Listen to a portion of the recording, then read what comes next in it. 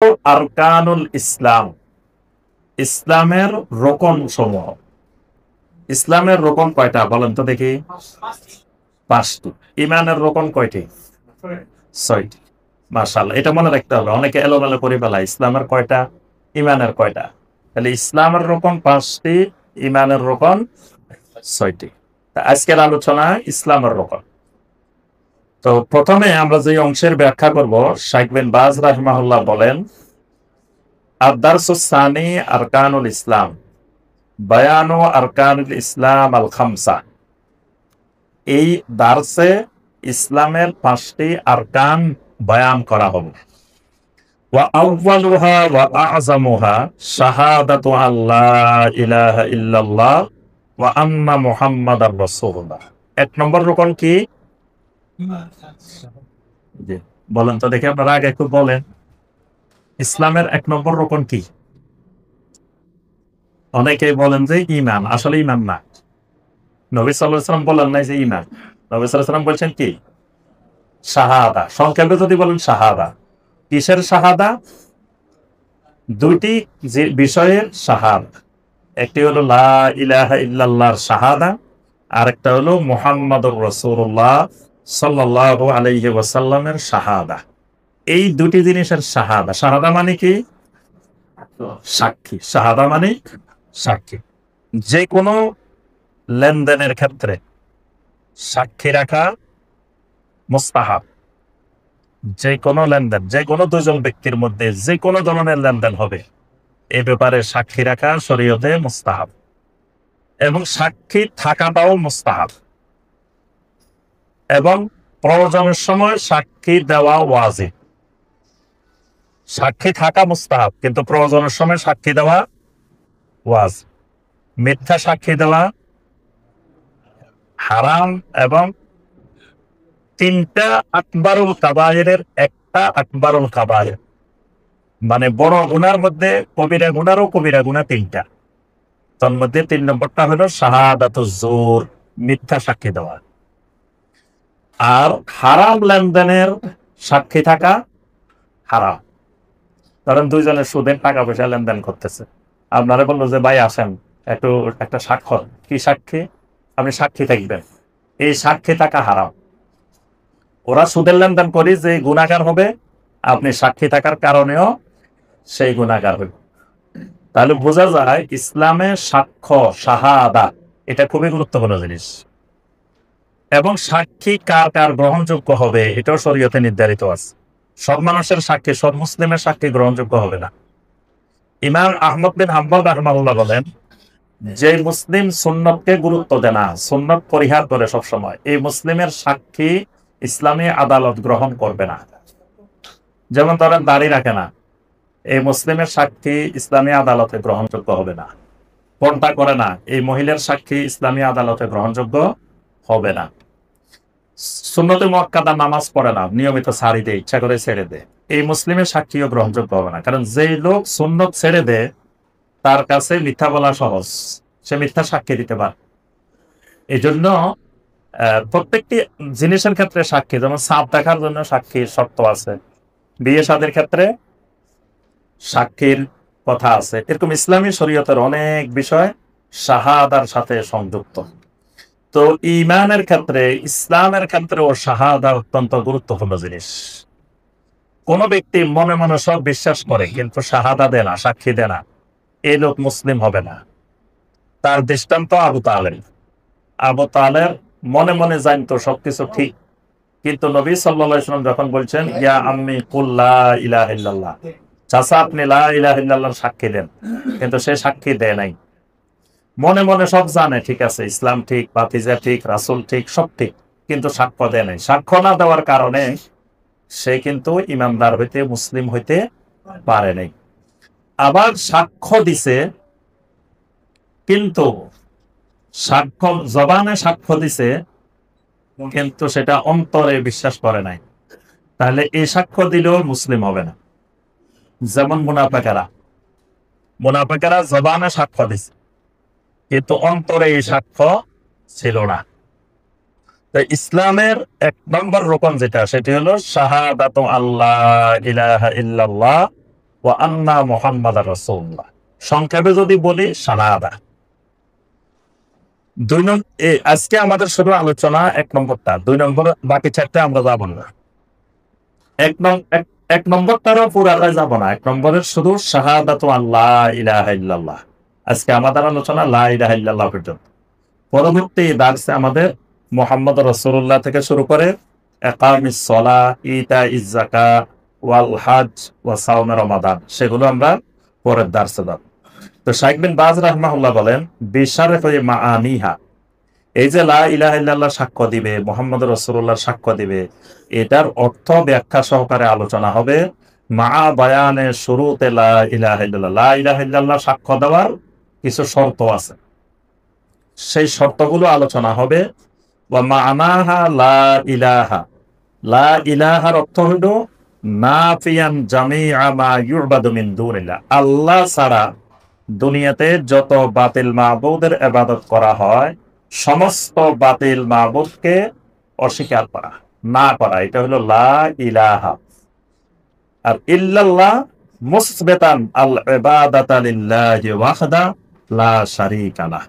ইল্লাল্লাহর অর্থ হলো একমাত্র তাওহীদের ভিত্তিতে আল্লাহর ইবাদত করা, লা শারীকা লাহ শিরিক মুক্ত হয়ে আল্লাহর ইবাদত করা। এই লা ইলাহা প্লাস ইল্লাল্লাহ দুইটা মিলেই এই শাহাদাতু আল্লাহ ইলাহা ইল্লাল্লাহ। এবার আসেন রোকন। প্রথম বলছে ইসলামের রোকন। রোকনটা কি জিনিস? রোকন কাকে বলে? কে বলতে পারবেন? বলেন তো দেখি, রোকন কাকে বলে? রোকন, রোকনটা ইসলামে গুরুত্বপূর্ণ জিনিস। প্রত্যেকটা জিনিসের রোকন আছে। ধরেন সলাতের রোকন আছে। শর্ত আর রোকন এক জিনিস না।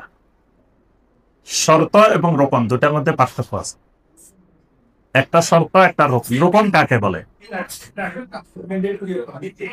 হ্যাঁ, রোকন আর শর্তের পার্থক্য বলি নেই।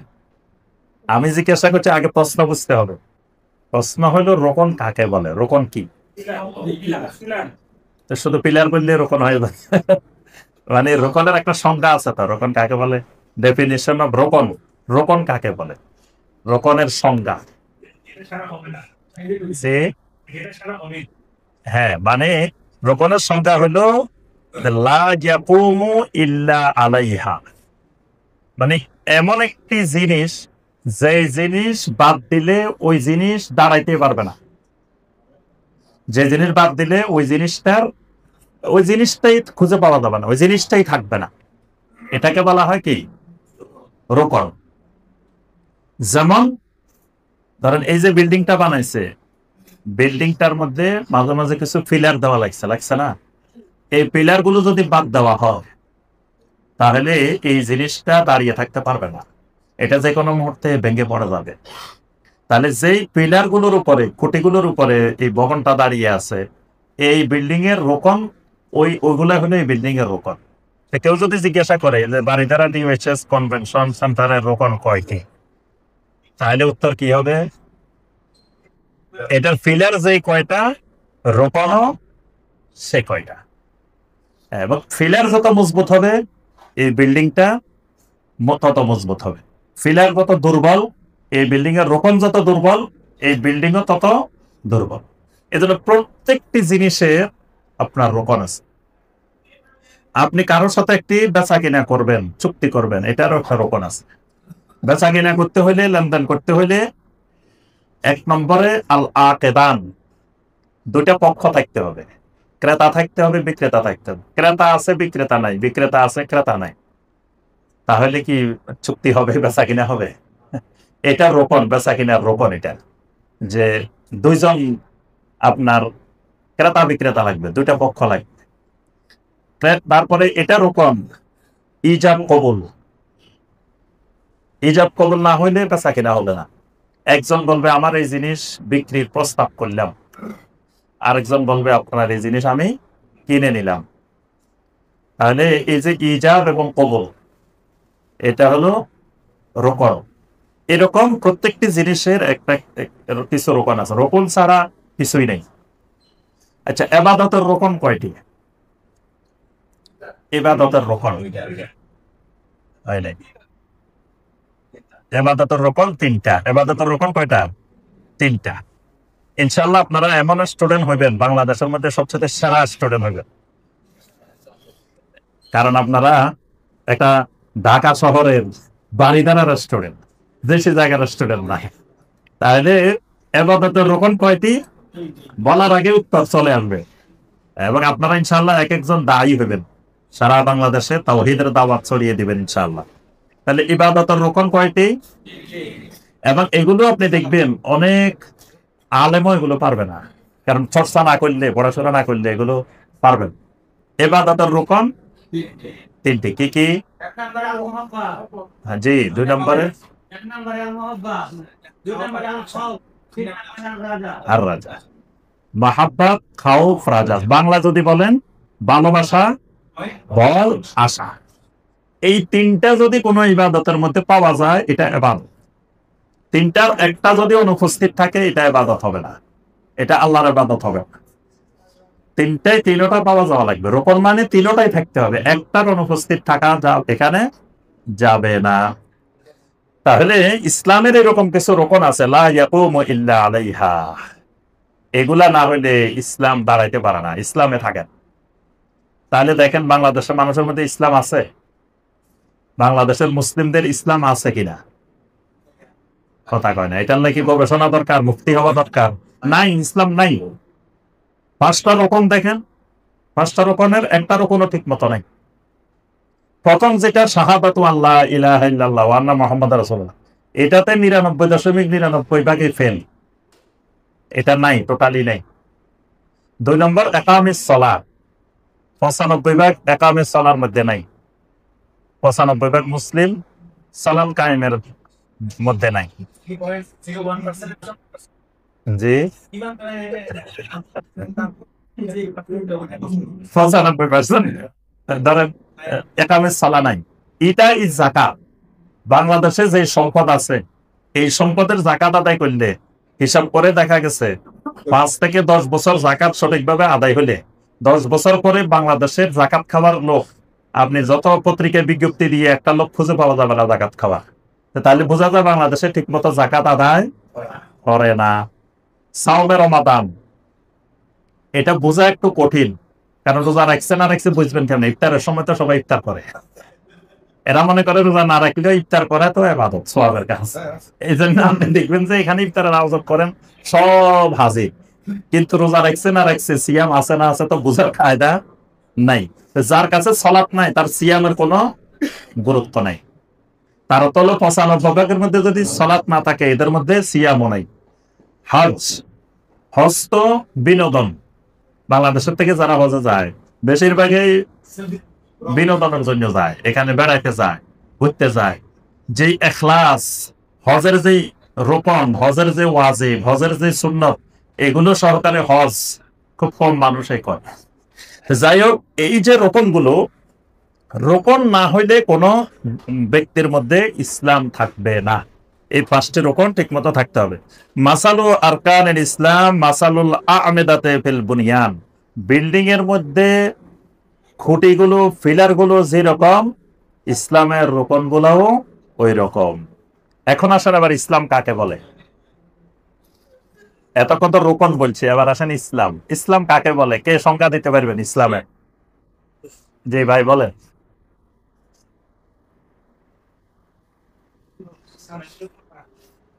জি, এটার একটু বাংলা বুঝাই দেন।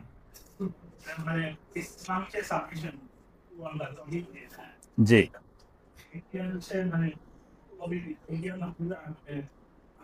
আনুগত্যকে নিজের জন্য বাধ্যতামূলক করে নেওয়া, আবশ্যক করে নেওয়া। জি, মাশাআল্লাহ মাশাআল্লাহ। ভাইজানের নামটা কি না? সাদাত।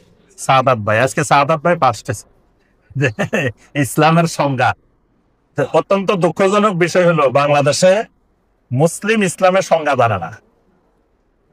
আমি একজন শিক্ষক, আমাকে যদি জিজ্ঞেস করেন শিক্ষক কাকে বলে, তা আমি যদি শিক্ষকের সংজ্ঞায় না জানি, তার অর্থ হলে আমি অযোগ্য শিক্ষক। শিক্ষক কাকে বলে এটাই জানি না, আমি শিক্ষকতা করি। যিনি যে পেশায় আছেন ওনার তো ওই পেশা সম্পর্কে জ্ঞান থাকা লাগবে, লাগবে না? যদি না থাকে তার অর্থ হলে আপনি ওই পেশায় অযোগ্য, অদক্ষ, আপনি ওই পেশার যোগ্য না। তা এখন একজন মুসলিম যদি ইসলামের সংজ্ঞা না জানে, একজন মুসলিমকে যদি কোনো অমুসলিম এসে জিজ্ঞাসা করে, ভাই তুমি কি মুসলিম? হ্যাঁ মুসলিম, তো ইসলামের সংজ্ঞাটা বলো তো দেখি। তা আপনি যদি তারা ইসলামের সংজ্ঞায় বুঝাইতে না পারেন, তা আপনি কি মুসলিম হয়েছেন? সবার আগে তো জানতে হবে ইসলাম কাকে বলে। তো এই যে ভাই যে সংজ্ঞাটা বলছেন, এটাই হলো ইসলামের জামে মানে সংজ্ঞা। আল ইসলাম হুয়াল ইসতিসলামু লিল্লাহি বিত্তাওহীদ। আরবি সহ মুখস্থ করে ফেলবেন। জীবনে কত কিছু মুখস্থ করছেন, হিসাব আছে। মুখস্থ করতে করতে করতে করতে কত পরীক্ষা দিচ্ছেন, কত কিছু মুখস্থ করছেন, আজে বাজে দুনিয়ার কত জিনিস মুখস্থ করছেন না, মুখস্থ কম করছেন না জীবনে। তো এই অল্প কয়টা জিনিস ইসলামের মৌলিক মৌলিক জিনিসগুলা, এগুলো মুখস্থ করার কোনো বিষয় না। কত অঙ্কের সূত্র মুখস্থ করছেন। আমরা অঙ্কের সূত্রগুলো টেবিলের সামনে দিয়ে লিখে সারাক্ষণ রাখতাম। এ প্লাস বি হোল স্কয়ারের সূত্র, তারপরে এ স্কয়ার প্লাস বি স্কয়ারের সূত্র, এই সূত্র এই সূত্র, ওরে আল্লাহ মুখস্থ করতে করতে এখন থেকে এগুলোর কোনো কামে নাই। কোনোদিন কামে লাগে এ প্লাস বি হোল স্কয়ার। তা আপনি যেগুলো নিয়মিত কাজে লাগবে দুনিয়া আখেরাতে, সেইগুলো মুখস্থের বেলায় মানুষ নাই দেখবেন। তাহলে ইসলাম কাকে বলে আরবি সহ মুখস্থ করবেন। হুয়াল ইসতিসলামু লিল্লাহি বিত্তাওহীদ, মানে তাওহীদ সহকারে আল্লাহর কাছে আত্মসমর্পণ করা। ওয়াল ইনকিয়াদু লাহু বিত্তাআ, আত্মসমর্পণের পরে এবার আল্লাহর আনুগত্যকে নিজের জন্য আবশ্যিক করে নেওয়া। আল্লাহ যা করতে বলবেন তাই করব, আল্লাহ যা বানা করেন সেটা করব না, এটাকে বলে তাআ, আনুগত্য। ওয়াল বারাআতু মিনাশ শিরকি ওয়া আহলিহি, শিরিক এবং শিরিককারী থেকে নিজেকে মুক্ত রাখা, এটার নাম হলো ইসলাম। সহজ না? এটা কঠিন আছে কিছু? কয় না, তার অর্থ মানে কঠিন। এটা কঠিন না, এটা সহজ। তিনটা জিনিস, এই তিনটা জিনিস মনে রাখলে হবে। তো এখানে ইসলামের সংজ্ঞা দেওয়া হয়েছে, সংজ্ঞা দিয়ে বলছেন ফামান আবা আন ইয়াস্তাসলিমা লিল্লাহি আযজা ওয়া জাল ফাহুয়া মুস্তাকবির। কোন ব্যক্তি যদি আল্লাহর কাছে আত্মসমর্পণ করতে অস্বীকার করে, ফাহুয়া মুস্তাকবিরুন, সে হলো অহংকারী, সে হলো অহংকারী। ওয়ামান ইস্তাসলামা লিল্লাহি আযজা ওয়া জাল ওয়া লিগাইরিহি ফাহুয়া মুশরিকুন, যে লোক আল্লাহর কাছেও আত্মসমর্পণ করে আবার অন্যের কাছেও আত্মসমর্পণ করে, এই লোকের নাম হলো মুশরিক, এই লোকের নাম হলো মুশরিক। আর মুস্তাকবির মানে কাফের, মুস্তাকবির মানে কাফের, মানে কুফরির অন্যতম একটা প্রকার হলো অহংকার। ইবলিসের ব্যাপারে আল্লাহ বলেছেন আবা ওয়াস্তাকবারা ওয়া কানা মিনাল কাফিরিন। ইবলিসকে সাজদা করতে বলার পরে সে অস্বীকার করছে, অহংকার করছে। আল্লাহ পাক বলেন ওয়া কানা মিনাল কাফিরিন, এই কারণে সে কাফেরদের অন্তর্ভুক্ত হয়ে গেছে। তাহলে যে লোক বলে যে আমি আত্মসমর্পণ করবই না আল্লাহর কাছে, এই লোক হবে কি? কাফের। আরেকজন বলে যে না আমি আত্মসমর্পণ করবো, তবে আল্লাহর কাছেও করবো আরেকজনের কাছেও করবো, এই লোক হবে কি? মুশরিক। তাহলে কাফের আর মুশরিকের পার্থক্য বুঝছেন? এজন্য এটা মনে রাখবেন, কুফর আর শিরিক, সমস্ত শিরিক কুফর। মানে যে লোকটা মুশরিক, তা আল্লাহর কাছেও করবে অন্যের কাছেও করবে, এই লোক মুশরিকও কাফেরও। আবার যে লোকটা বলছে যে না আমি কারো কাছে আত্মসমর্পণ করবো না, আল্লাহর কাছেও না কারো কাছেই না, এই লোক কাফের, এই লোক কিন্তু মুশরিক না। বুঝে আসছে? তাহলে প্রত্যেক কাফের মুশরিক না, কিন্তু প্রত্যেক মুশরিক কাফের। নবী সাল্লাল্লাহু আলাইহি ওয়াসাল্লামের হাদিস দ্বারা ইসলামের এই 5টি রোকন প্রমাণিত। সহিহ আল বুখারী, সহিহ মুসলিমের হাদিস। নবী সাল্লাল্লাহু আলাইহি ওয়াসাল্লাম বলেন বুনিয়াল ইসলামু আলা খামস, ইসলাম 5টি ভিত্তির উপরে প্রতিষ্ঠিত হয়েছে। শাহাদাতে আল্লাহ ইলাহা ইল্লাল্লাহ ওয়া আন্না মুহাম্মাদার রাসূলুল্লাহ, 1 নম্বরটা হইল এই সাক্ষ্য দেওয়া যে আল্লাহ ব্যতীত কোনো সত্য মাবুদ নাই, মুহাম্মদ সাল্লাল্লাহু আলাইহি ওয়াসাল্লাম আল্লাহর রাসূল। এটার আমরা দুইটার ব্যাখ্যা জানবো। আজকে শুধু লা ইলাহা ইল্লাল্লাহ সাক্ষ্য দেওয়ার ব্যাখ্যা জানবো, পরে দার্সে মুহাম্মদ রাসূলুল্লাহ কেমনে সাক্ষ্য দিতে হবে সেটার ব্যাখ্যা জানবো। 2 নম্বর রোকন ইকামিস সালাহ, সালাত কায়েম করা। 3 নম্বর ইতা ইজ যাকাত, যাকাত আদায় করা। 4 নম্বর সিয়ামে রমাদান, রমাদানের সিয়াম। 5 নম্বর ওয়া হাজ্জিল বাইত, আল্লাহর ঘরের হজ করা। লা ইলাহা ইল্লাল্লাহ হিয়া আযামুল কালিমাত আলাল ইতলাক, আল্লাহর জমিনের যত কালেমা আছে সবচাইতে মহান কালেমা হইল লা ইলাহা ইল্লাল্লাহ। আফদাল কালেমা হইল লা ইলাহা ইল্লাল্লাহ, আজাল কালেমা হইল লা ইলাহা ইল্লাল্লাহ।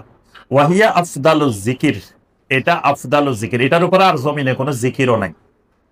ইয়াকুলু নাবিয়্যুনা আলাইহিস সালাতু ওয়াস সালাম আফদালুজ যিকরি লা ইলাহা ইল্লাল্লাহ। নবী সাল্লাল্লাহু আলাইহি ওয়াসাল্লাম বলেন যে সর্বোত্তম জিকির, শ্রেষ্ঠ জিকির হলো লা ইলাহা ইল্লাল্লাহ।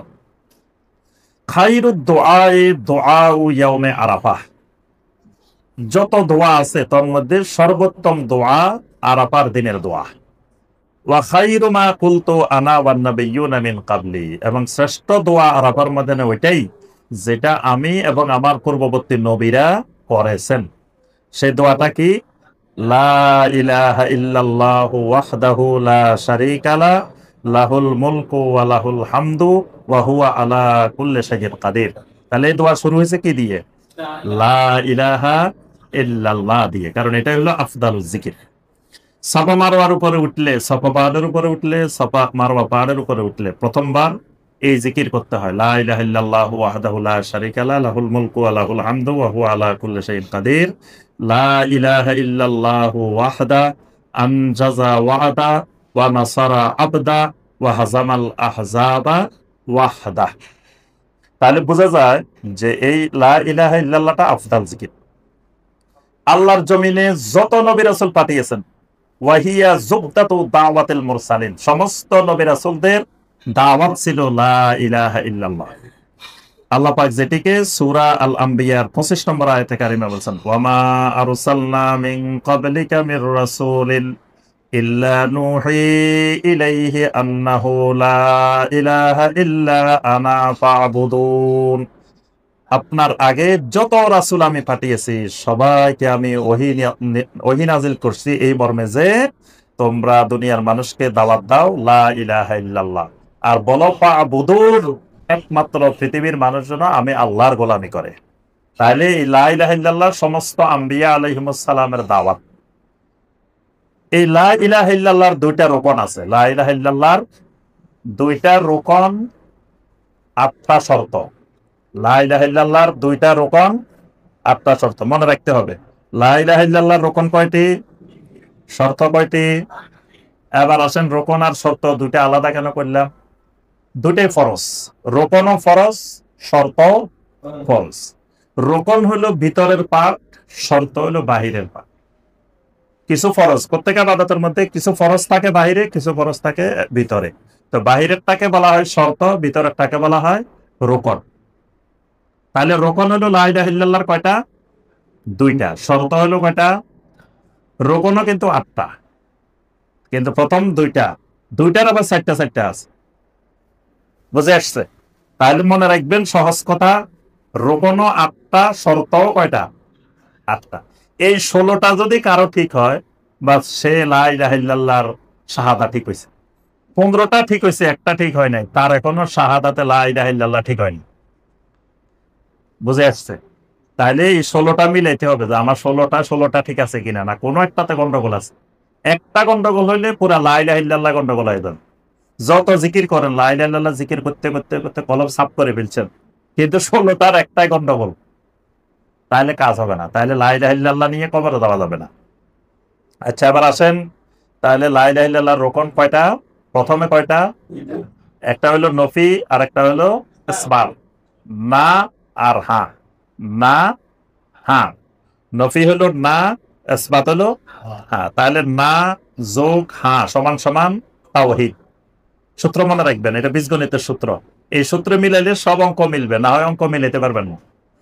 না যোগ হা সমান সমান তাওহীদ। না যোগ না সমান সমান নাস্তিক, কুফর। না যোগ না সমান সমান কুফর, সমান সমান কি? ছাত্র দুর্বল, মনে কথা বুঝে না, কথা বুঝতেছেন? না যোগ না সমান সমান কি? হা যোগ হা সমান সমান শির, হা যোগ হা সমান সমান শির। তাহলে 3টা সূত্র বলছি।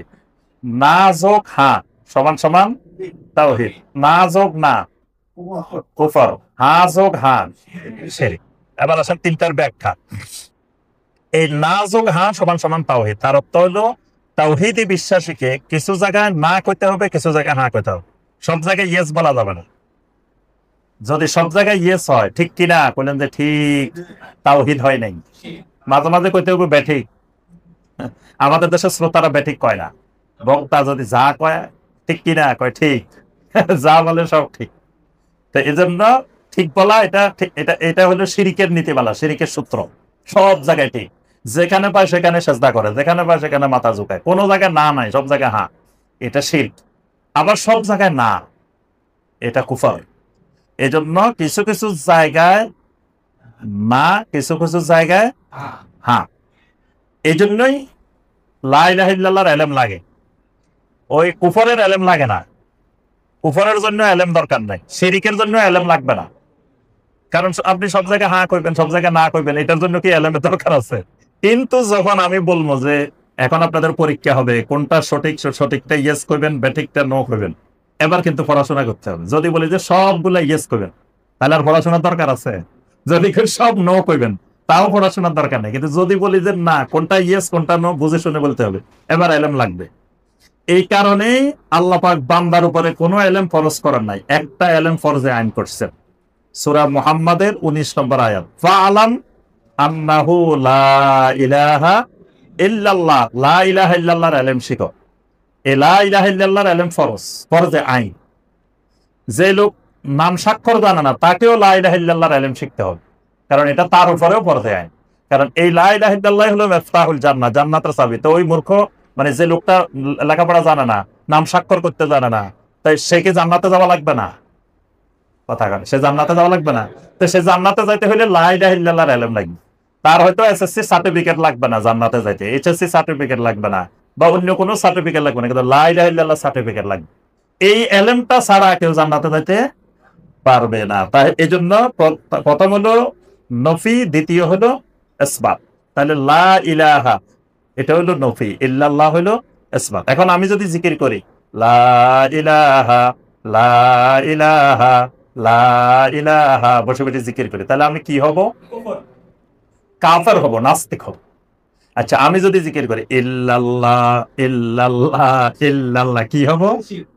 না, এটাকে শিরিক বলবো না। এটা যদি কোনো মুমিন করে তাহলে এটা হবে বেদাত। এটা হবে কি?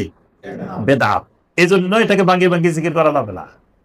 জিকির করতে হলে লা ইলাহা প্লাস ইল্লাল্লাহ দুটা যোগ করে করতে হবে, লা ইলাহা ইল্লাল্লাহ, এটাই আফদালুজ জিকির। এবার নফি, নফি চারটা জিনিস। নফি কয়টা জিনিস? চারটা। মানে চারটা জিনিসকে চিরজীবনের জন্য না করতে হবে, চারটা জিনিসকে মৃত্যু পর্যন্ত হা করতে হবে। তাহলে হার জায়গায় না, নার জায়গায় হা হইলে কিন্তু গন্ডগোল হয়ে যাবে। এই জন্য রোকন নফির চারটা, ইসবাতের কয়টা? চারটা। তা আমি সংক্ষেপে বলে দিই, নফির চারটা। এক নম্বর হলো আরবাবা মিন দুনিল্লাহ। কোরআনে কারিমে অনেক আয়াতে দেখবেন আরবাবা মিন দুনিল্লাহ, আরবাবা মিন দুনিল্লাহ। আরবাবা মিন দুনিল্লাহ মানে আল্লাহ ছাড়া কাউকে রব বানানো যাবে না। এই আল্লাহ ছাড়া যত রব আছে জমিনে সবগুলোকে না, নফি। দুই নম্বর আমদাদাম মিন দুনিল্লাহ, আল্লাহর সমকক্ষ যারা আছে জমিনে এদেরকে না করতে হবে। এই জন্য দেখবেন কোরআনের প্রথম নির্দেশ, প্রথম নিষেধ 22 নম্বর আয়াত সূরা আল-বকরা, ফালা তাজআলু লিল্লাহি আমদাদা ওয়া আনতুম তা'লামুন, জেনে শুনে আল্লাহর সমকক্ষ নির্ধারণ করিও না। তাহলে আল্লাহর সমকক্ষ কারা? কারা জমিনে আল্লাহর সমকক্ষ হয়ে বসে আছে এটা চিনতে হবে এবং এদেরকে না করতে হবে, মানে এদের সাথে আমার কোনো সম্পর্ক থাকবে না। 3 নম্বর আলিহাতাম মিন দুনিল্লাহ, আল্লাহ ছাড়া জমিনে যত বাতিল মাবুদ বসে আছে সমস্ত বাতিল মাবুদকে না করতে হবে, এদের সাথে কোনো সম্পর্ক রাখা যাবে। 4 নম্বর তাগুত, তাগুতকে না করতে হবে, তাগুতের সাথে সম্পর্ক বিচ্ছিন্ন করতে হবে। যত নবী রাসূল পৃথিবীতে এসেছেন সমস্ত নবী রাসূলের দাওয়াত ছিল ওয়ালাকাদ বাআসনা ফি কুল্লি উম্মাতির রাসূলান আনি ইবুদুল্লাহা ওয়াজতানিবুত তাগুত। আদম আলাইহিস সালাম থেকে মুহাম্মদ রাসূলুল্লাহ সাল্লাল্লাহু আলাইহি ওয়াসাল্লাম পর্যন্ত প্রত্যেক নবী রাসূল দুনিয়ার মানুষকে দাওয়াত দিয়েছেন ইবাদত করো একমাত্র আল্লাহর, আর তাগুত পরিহার করো, তাগুত ছাড়ো। সূরা আল বাকারার 256 নম্বর আয়াত, আয়াতুল কুরসির পরের আয়াত, ফামান ইয়াকফুর বিত-তাগুতি ওয়া ইউমিন বিল্লাহি ফাকাদ ইসতামসাকা বিল উরওয়াতিল ওয়ুসকা। প্রথম ঈমান আনতে হলে ফামান ইয়াকফুর বিত-তাগুত, তাগুতকে অস্বীকার করতে হবে, ওয়া ইউমিন বিল্লাহ, তারপর আল্লাহর উপর ঈমান আনতে হবে। যদি কেউ এইভাবে ঈমান আনে, ফাকাদ ইসতামসাকা বিল উরওয়াতিল ওয়ুসকা। উরওয়াতুল ওয়ুসকা মানে লা ইলাহা ইল্লাল্লাহ। লা ইলাহা ইল্লাল্লাহর আর 10-12টা নাম আছে কোরআনে, একটা নাম আল উরওয়াতুল ওয়ুসকা। এটাই হলো তাওহীদ। তাহলে চারটা জিনিস না করতে হবে, মনে থাকবে। আরবিতে বললে আরবাবাম মিন দুনিল্লাহ, আমদাদাম মিন দুনিল্লাহ, আলিহাতাম মিন দুনিল্লাহ, তাগুত। এই চারটা। বাংলা বললে আল্লাহ ছাড়া সকল রব, আল্লাহর যত সমকক্ষ, আল্লাহ ছাড়া যত বাতিল মাহবুদ, তাগুত। এবার কিন্তু এই চারটার কিন্তু এবার এলেম লাগবে না। তাগুতে আর এগুলো পার্থক্য আছে। রব, রবে, তারপরে আমবাদ, তারপরে ইলাহ, তারপরে তাগুত। চারটা আলাদা আলাদা, 4 রকমের আছে। এবার এগুলো চিনতে হবে, এগুলোর উপরে এলেম লাগবে। কিন্তু লা ইলাহা ইল্লাল্লাহর এলেম আপনি শুরু করলে মৃত্যু পর্যন্ত পড়ে শেষ করতে পারবেন না। লা ইলাহা ইল্লাল্লাহর এলেম এত বড়, কারণ আপনি আল্লাহ ছাড়া রব কারা। আমি যদি বলি যে আল্লাহ ছাড়া যত রব আছে সবাইকে না করেন, আচ্ছা, কেউ কি এটাতে দ্বিমত পোষণ করবে? যে আল্লাহ ছাড়া নিজেই রব হয়ে বসে রয়েছে সেও কবে না আমি আল্লাহ ছাড়া কোনো রব মানি না। আসলে সে নিজেই রব, কিন্তু সে রব বুঝে নাই, রুবুবিয়ত বুঝে নাই। তাহলে রব সম্পর্কে জ্ঞান অর্জন করা ফরজে আইন। এই জন্য কবরের 1 নম্বর প্রশ্ন কিন্তু বার রব্বুকা, কারণ এই জায়গায় মানুষ বেশি ভুল করে, রব চিনতে ভুল করে, আল্লাহ ছাড়া রব বানায় বসে থাকে। আমি আপনি কি মানে এই জায়গায় ভুল করা তো স্বাভাবিক। তার থেকে বড় আলেম আদি ইবনে হাতেম রাদিয়াল্লাহু তাআলা, তিনি হাতেম তার ছেলে, তিনি খ্রিস্টানদের ওই যুগের সবচেয়ে বড় আলেম, তাওরাত ইনজিলের সবচেয়ে বড় আলেম। তিনি নবী সাল্লাল্লাহু আলাইহি ওয়াসাল্লামের কাছে আসছেন একবার দলবল নিয়ে, তখন ইসলাম গ্রহণ করেন নাই। মসজিদে নববীর দরজা দিয়ে ঢুকতেছেন, তার গলার মধ্যে ওফি উনুকিহি সলিবুন মিন যাহাবিন, স্বর্ণের এক ক্রুশ গলার মধ্যে ঝুলানো। অহংকারের সাথে উনি ঢুকতেছে দরজা দিয়ে। নবী সাল্লাল্লাহু আলাইহি ওয়াসাল্লাম মসজিদে নববীতে বসে আছেন, দেখতেছেন সে দলবল নিয়ে ক্রুশ নিয়ে ঢুকতেছে মসজিদে নববীতে। নবী সাল্লাল্লাহু আলাইহি ওয়াসাল্লাম এখান থেকে ধমক দিয়ে বললেন, ইতরা হাযাল ওয়াসান, তোমার এই মূর্তি ফেলে দাও, তোমার গলার মধ্যে যেটা লাগাইছো এই মূর্তি ফালাও। এটা মূর্তি বলছেন নবী সাল্লাল্লাহু আলাইহি ওয়াসাল্লাম, এই ক্রুশটাকে বলছেন ইতরা হাযাল ওয়াসান, এই মূর্তি ফালাও। এটাতে মানে তার অহংকার একটু দমাইছেন আল্লাহর রাসূল, যে সাথে সাথে সে খুলে ফেলছে নবী সাল্লাল্লাহু আলাইহি ওয়াসাল্লামের নির্দেশ পাওয়া। আচ্ছা, সে নবী সাল্লাল্লাহু আলাইহি ওয়াসাল্লামের কাছে আসছেন, অনেক কথাবার্তা হয়েছে, লাস্টে একটা প্রশ্ন করছে। কোরআনের একটা আয়াত নাযিল হয়েছে, এই আয়াতের সাথে বাস্তবতার মিল নেই। আয়াতটা কি? আল্লাহ পাক বলছেন, ইত্তাখাযু আহবারাহুম ওয়া রুহবানাহুম আরবাবাম মিন দুনিল্লাহ। ইহুদিরা, খ্রিস্টানরা তাদের আহবারদেরকে, আহবার মানে ইহুদিদের যারা ধর্মীয় গোষ্ঠী, এদেরকে বলা হয় আহবার। আর খ্রিস্টানদের যারা ধর্মীয় গোষ্ঠী, এদেরকে বলা হয় রুহবান। আল্লাহ পাক বলেন আহবার এবং রুহবানদেরকে তারা রব বানিয়ে ফেলেছে। আদি ইবনে হাতেম বলতেছে, আমি তো খ্রিস্টানদের বড় আলেম, সবচাইতে বড় আলেম, আমি তো আজ পর্যন্ত কোনোদিন খ্রিস্টানদেরকে বলি নাই আমি তোমাদের রব, বা আমার জনগণও কোনোদিন আমাকে বলে নাই যে আপনি আমাদের রব। তো কই, আমরা তো খ্রিস্টানেরা কারণ রব বানাই নেই। তাহলে দেখেন, এত বড় আলেমও তো এটা বুঝতে পারে নাই যে রব, রব কেমনে হয়, রব কি হয়। তখন নবী সাল্লাল্লাহু আলাইহি ওয়াসাল্লাম বলেন, আচ্ছা, যখন তোমরা কোনো কিছু হালাল করে দিতে, জনগণ কি সেটাকে হালাল বলে মেনে নেয় নাই? বলছে হ্যাঁ মানছে। যখন তোমরা কোনো কিছু হারাম করে দিতে, তারা কি মেনে নেয় নাই? বলছে হ্যাঁ মানে নিছে। এটাই হলো রব বানানো। মানে আল্লাহ কোন জিনিস হালাল করছেন হারাম করছেন এটা দেখে নাই, তাদের ওই মুফতি সাহেব কোনটা হালাল করছে কোনটা হারাম করছে ওইটা দেখছে। তাইলে আল্লাহর আইন, আল্লাহর বিধান না দেখে আপনি ওই কোন ব্যক্তিকে অন্ধভাবে যেটা হালাল বলে এটা হালাল, যেটা হারাম বলে এটা হারাম, এটাই হলো তাকে রব বানানো। এই জন্য রাজনৈতিক ব্যক্তিত্বদেরকে রব বানানো হয়, ধর্মীয় ব্যক্তিত্বদেরকে রব বানানো হয়। এই জন্য আপনাকে রবের জ্ঞান অর্জন করতে হবে। রবের জ্ঞান অর্জন করতে দেখবেন তো অনেক সময় আপনি নিজেই রব, নিজে একজন রব হয়ে বসে আছেন। রব না বোঝার কারণে আপনি বুঝতেছেন না যে আপনি রব হয়ে আছেন। তাইলে লা ইলাহা ইল্লাল্লাহর পরে রব চিনতে হবে। আমদাদাম মিন দুনিল্লাহ, আল্লাহ সমকক্ষ কারা এটা চিনতে হবে। আল্লাহ ছাড়া বাতিল মাহবুদ কারা এটা চিনতে হবে, তাগুত চিনতে হবে। এগুলা চেনা ফরজ। আচ্ছা, 4টা গেল নফি। এবার আসেন 4টা হ্যাঁ ইসবাত, হ্যাঁ করতে হবে। 1 নম্বর আর রুবুবিয়্যাতু লিল্লাহি ওয়াহদা, একমাত্র আমার রব হবে আল্লাহ রাব্বুল আলামিন, 1 নম্বর। 2 নম্বর আল উলুহিয়াতু লিল্লাহি ওয়াহদা, একমাত্র আমার ইলাহ হবে, মাবুদ হবে আল্লাহ রাব্বুল আলামিন। 3 নম্বর আল মাহাব্বাতুল খালিসাতু লিল্লাহি আযজা ওয়া জাল, মানে দুনিয়ার সব কিছুর চাইতে মহব্বতটা সর্বোচ্চ হবে আল্লাহর জন্য।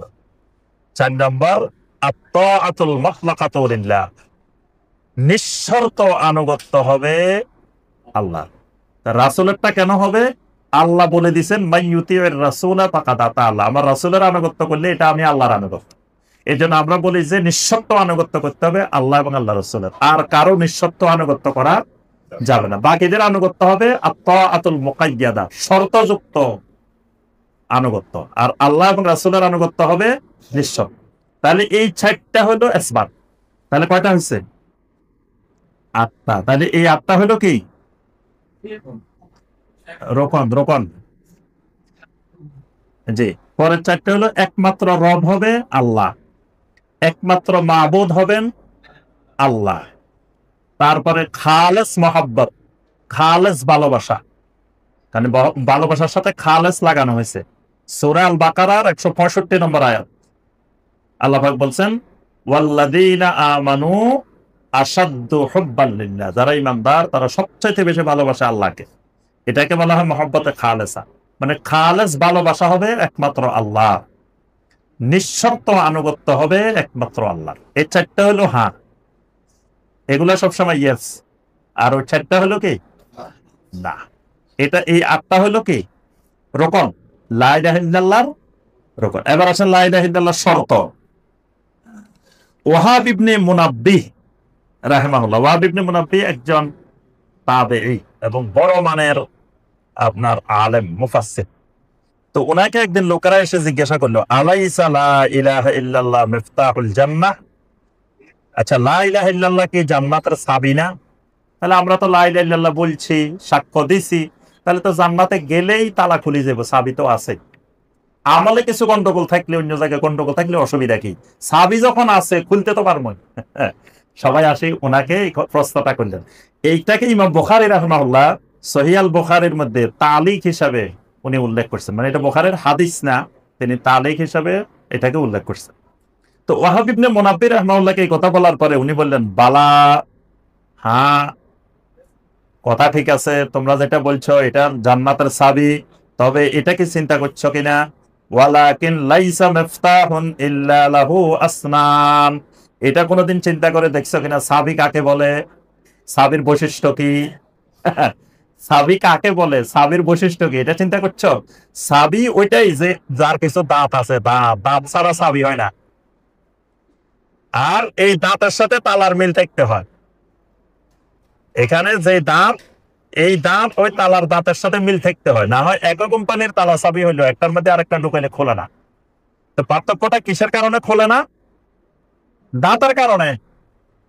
তো ওয়াহাব ইবনে মুনাব্বিহ বললেন চাবি ঠিক আছে, কিন্তু চাবির সাথে দাঁত আছে। তো ফাইন জিইতা বিমিফতাহিন লাহু আসনানুন ফুতিহা লাক, তুমি যদি এমন একটা চাবি নিয়ে যেতে পারো যেই চাবির দাঁতের সাথে ওই জান্নাতে যে তালা লাগানো ওইটার দাঁতের সাথে মিল আছে, তো ফুতিহা লাকা, তুমি জান্নাতের সামনে গেলে খুলে যাবে। ওয়া ইল্লা লাম ইফতাহ লাক, যদি তোমার চাবির দাঁতে আর জান্নাতের তালার দাঁতে মিল না থাকে, তুমি যত চেষ্টা করবে খুলবে না। দাঁতে দাঁতে মিল নেই, অথবা তুমি এমন এক চাবি নিছো দাঁতে নাই, সোজা চাবি একটা নিয়ে গেছো, কোনো দাঁত নাই, তো এইটা দিয়ে তুমি যত ঘুরাইবা কিন্তু কোনো কাজ হবে না। এই যে দাঁতের কথা বলছেন, এই দাঁতগুলাই হলো শর্ত, দাঁতগুলা হলো লা ইলাহা ইল্লাল্লাহর শর্ত। হাসান আল বসরি রাহিমাহুল্লাহকে বলা হলো যে আচ্ছা এই কথা কি ঠিক না, মান ক্বালা লা ইলাহা ইল্লাল্লাহ দাখালাল জান্নাহ, যে লা ইলাহা ইল্লাল্লাহ বলবে সেটা জান্নাতে চলে যাবে, আমরা তো লা ইলাহা ইল্লাল্লাহ বলছি। হাসান আল বসরি রাহিমাহুল্লাহ বলেন আরে তোমরা তো আল্লাহ রাসূলের কথাটা বুঝতে পারো নাই, এটার অর্থ হলো এটা মান ক্বালা লা ইলাহা ইল্লাল্লাহ ফাআদ্দা হাক্কাহা ওয়া ফারদাহা দাখালাল জান্নাহ। মাঝখানে আরো কিছু আছে, খালি লা ইলাহা ইল্লাল্লাহ বলছো আর জান্নাতে চলে যাবে, জিনিসটা এরকম নয়। মাঝখানে কি আছে? ফাআদ্দা হাক্কাহা ওয়া ফারদাহা। লা ইলাহা ইল্লাল্লাহর কিছু হক আছে, হক, কিছু ফরজ আছে, ফরজ আছে। এই হক যারা আদায় করবে, ফরজ যারা আদায় করবে লা ইলাহা ইল্লাল্লাহ, দাখালাল জান্নাহ, তারা জান্নাতে যাবে। তাহলে বোঝা গেল লা ইলাহা ইল্লাল্লাহ শর্ত আছে। শর্ত কয়টা? 8টা। 1 নম্বর শর্ত আল ইলম। এই আরকানুল ইসলামের উপরে আমাদের বই আছে, আলাদা আরকানুল ইসলাম বই আছে। এখানে ইসলামের 5টা রকম বিস্তারিত আলোচনা আছে, এটা পড়লে আপনারা আরো বিস্তারিত জানতে পারবেন। আর এই শুধু শর্তের উপরে একটা বই আছে, কালেমায়ে শাহাদাতের গুরুত্ব ও শর্ত। এটার মধ্যে এই 8টা শর্ত বিস্তারিত আলোচনা করা আছে। তো 1 নম্বর শর্ত হলো আল ইলমু আল মুনাফি লিল জাহাল। লা ইলাহা ইল্লাল্লাহ বলতে হলে এলেম সহকারে বলতে হবে। এলেম, এমন এলেম যেই এলমের কারণে সমস্ত জাহালত, মূর্খতা দূর হয়ে যাবে। জাহালত দূর হয়ে যাবে। তাহলে প্রথম কথা এলেম লাগবে। দ্বিতীয় কথা, খালি এলেম হলেই হবে না, এলেমটা এমন এলেম লাগবে যে এলেম জাহালতকে দূর করবে। এলেমের দলিল কি? সূরা মুহাম্মাদের 19 নম্বর আয়াত, যেটা আমরা একটু আগে বলছি, ফাআলাম আন্নাহু লা ইলাহা ইল্লাল্লাহ। নবী সাল্লাল্লাহু আলাইহি ওয়াসাল্লাম বলছেন, মান মাতা ওয়া হুয়া ইয়ালামু আন্নাহু লা ইলাহা ইল্লাল্লাহ দাখালাল জান্নাহ। যে ব্যক্তি এমন অবস্থায় মারা গেছে, ওয়া হুয়া ইয়ালামু, তার কাছে এলেম আছে, খালি লা ইলাহা ইল্লাল্লাহ বলে মারা গেছে এটা বলেন নাই। যে ব্যক্তি এমন অবস্থায় মারা গেছে, ওয়া হুয়া ইয়ালামু, যার কাছে এলেম আছে, আন্নাহু লা ইলাহা ইল্লাল্লাহ, মানে যার কাছে লা ইলাহা ইল্লাল্লাহর এলেম আছে, এই অবস্থায় মারা গেছে, দাখালাল জান্নাহ, সে জান্নাতে যাবে। এখানে নবী সাল্লাল্লাহু আলাইহি ওয়াসাল্লাম ফাশতারাতাল ইলম, নবী সাল্লাল্লাহু আলাইহি ওয়াসাল্লাম জান্নাত পাওয়ার জন্য, লা ইলাহা ইল্লাল্লাহ নিয়ে মৃত্যুবরণ করার জন্য শর্ত করে দিয়েছেন, ওয়া হুয়া ইয়ালামু, এলেম, লা ইলাহা ইল্লাল্লাহর এলেম। কারণ লা ইলাহা ইল্লাল্লাহর এলেম না থাকলে সে লা ইলাহা ইল্লাল্লাহ বলবো, আবার শিরকও করব, কুফরিও করব, তার অর্থ হলো তার কাছে লা ইলাহা ইল্লাল্লাহর এলেম নাই। এই জন্য লা ইলাহা ইল্লাল্লাহর এলেমটা ফরজ। কি রকম এলেম? যেই এলেম জাহালত দূর করবে। এখন আসেন, জাহালত কি? বোঝা গেল সব এলেমে জাহালত দূর করে না, সব এলেমে জাহালত দূর করে না। এই জন্য বড় আলেম বড় জাহেল, এটাও হইতে পারে। তার এলেম আছে কিন্তু এলেম জাহালত দূর করে নাই, মানে তার কাছে বস্তা বস্তা এলেম আছে কিন্তু এলেমের সাথে সাথে জাহালত রয়ে গেছে। জাহালতটা কি? জাহালত মানে লেখাপড়া না জানার নাম জাহালত না, মূর্খতা। আবু জাহেল লেখাপড়া জানতো না? জি, আবু জাহেল কি লেখাপড়া জানতো কি জানতো না?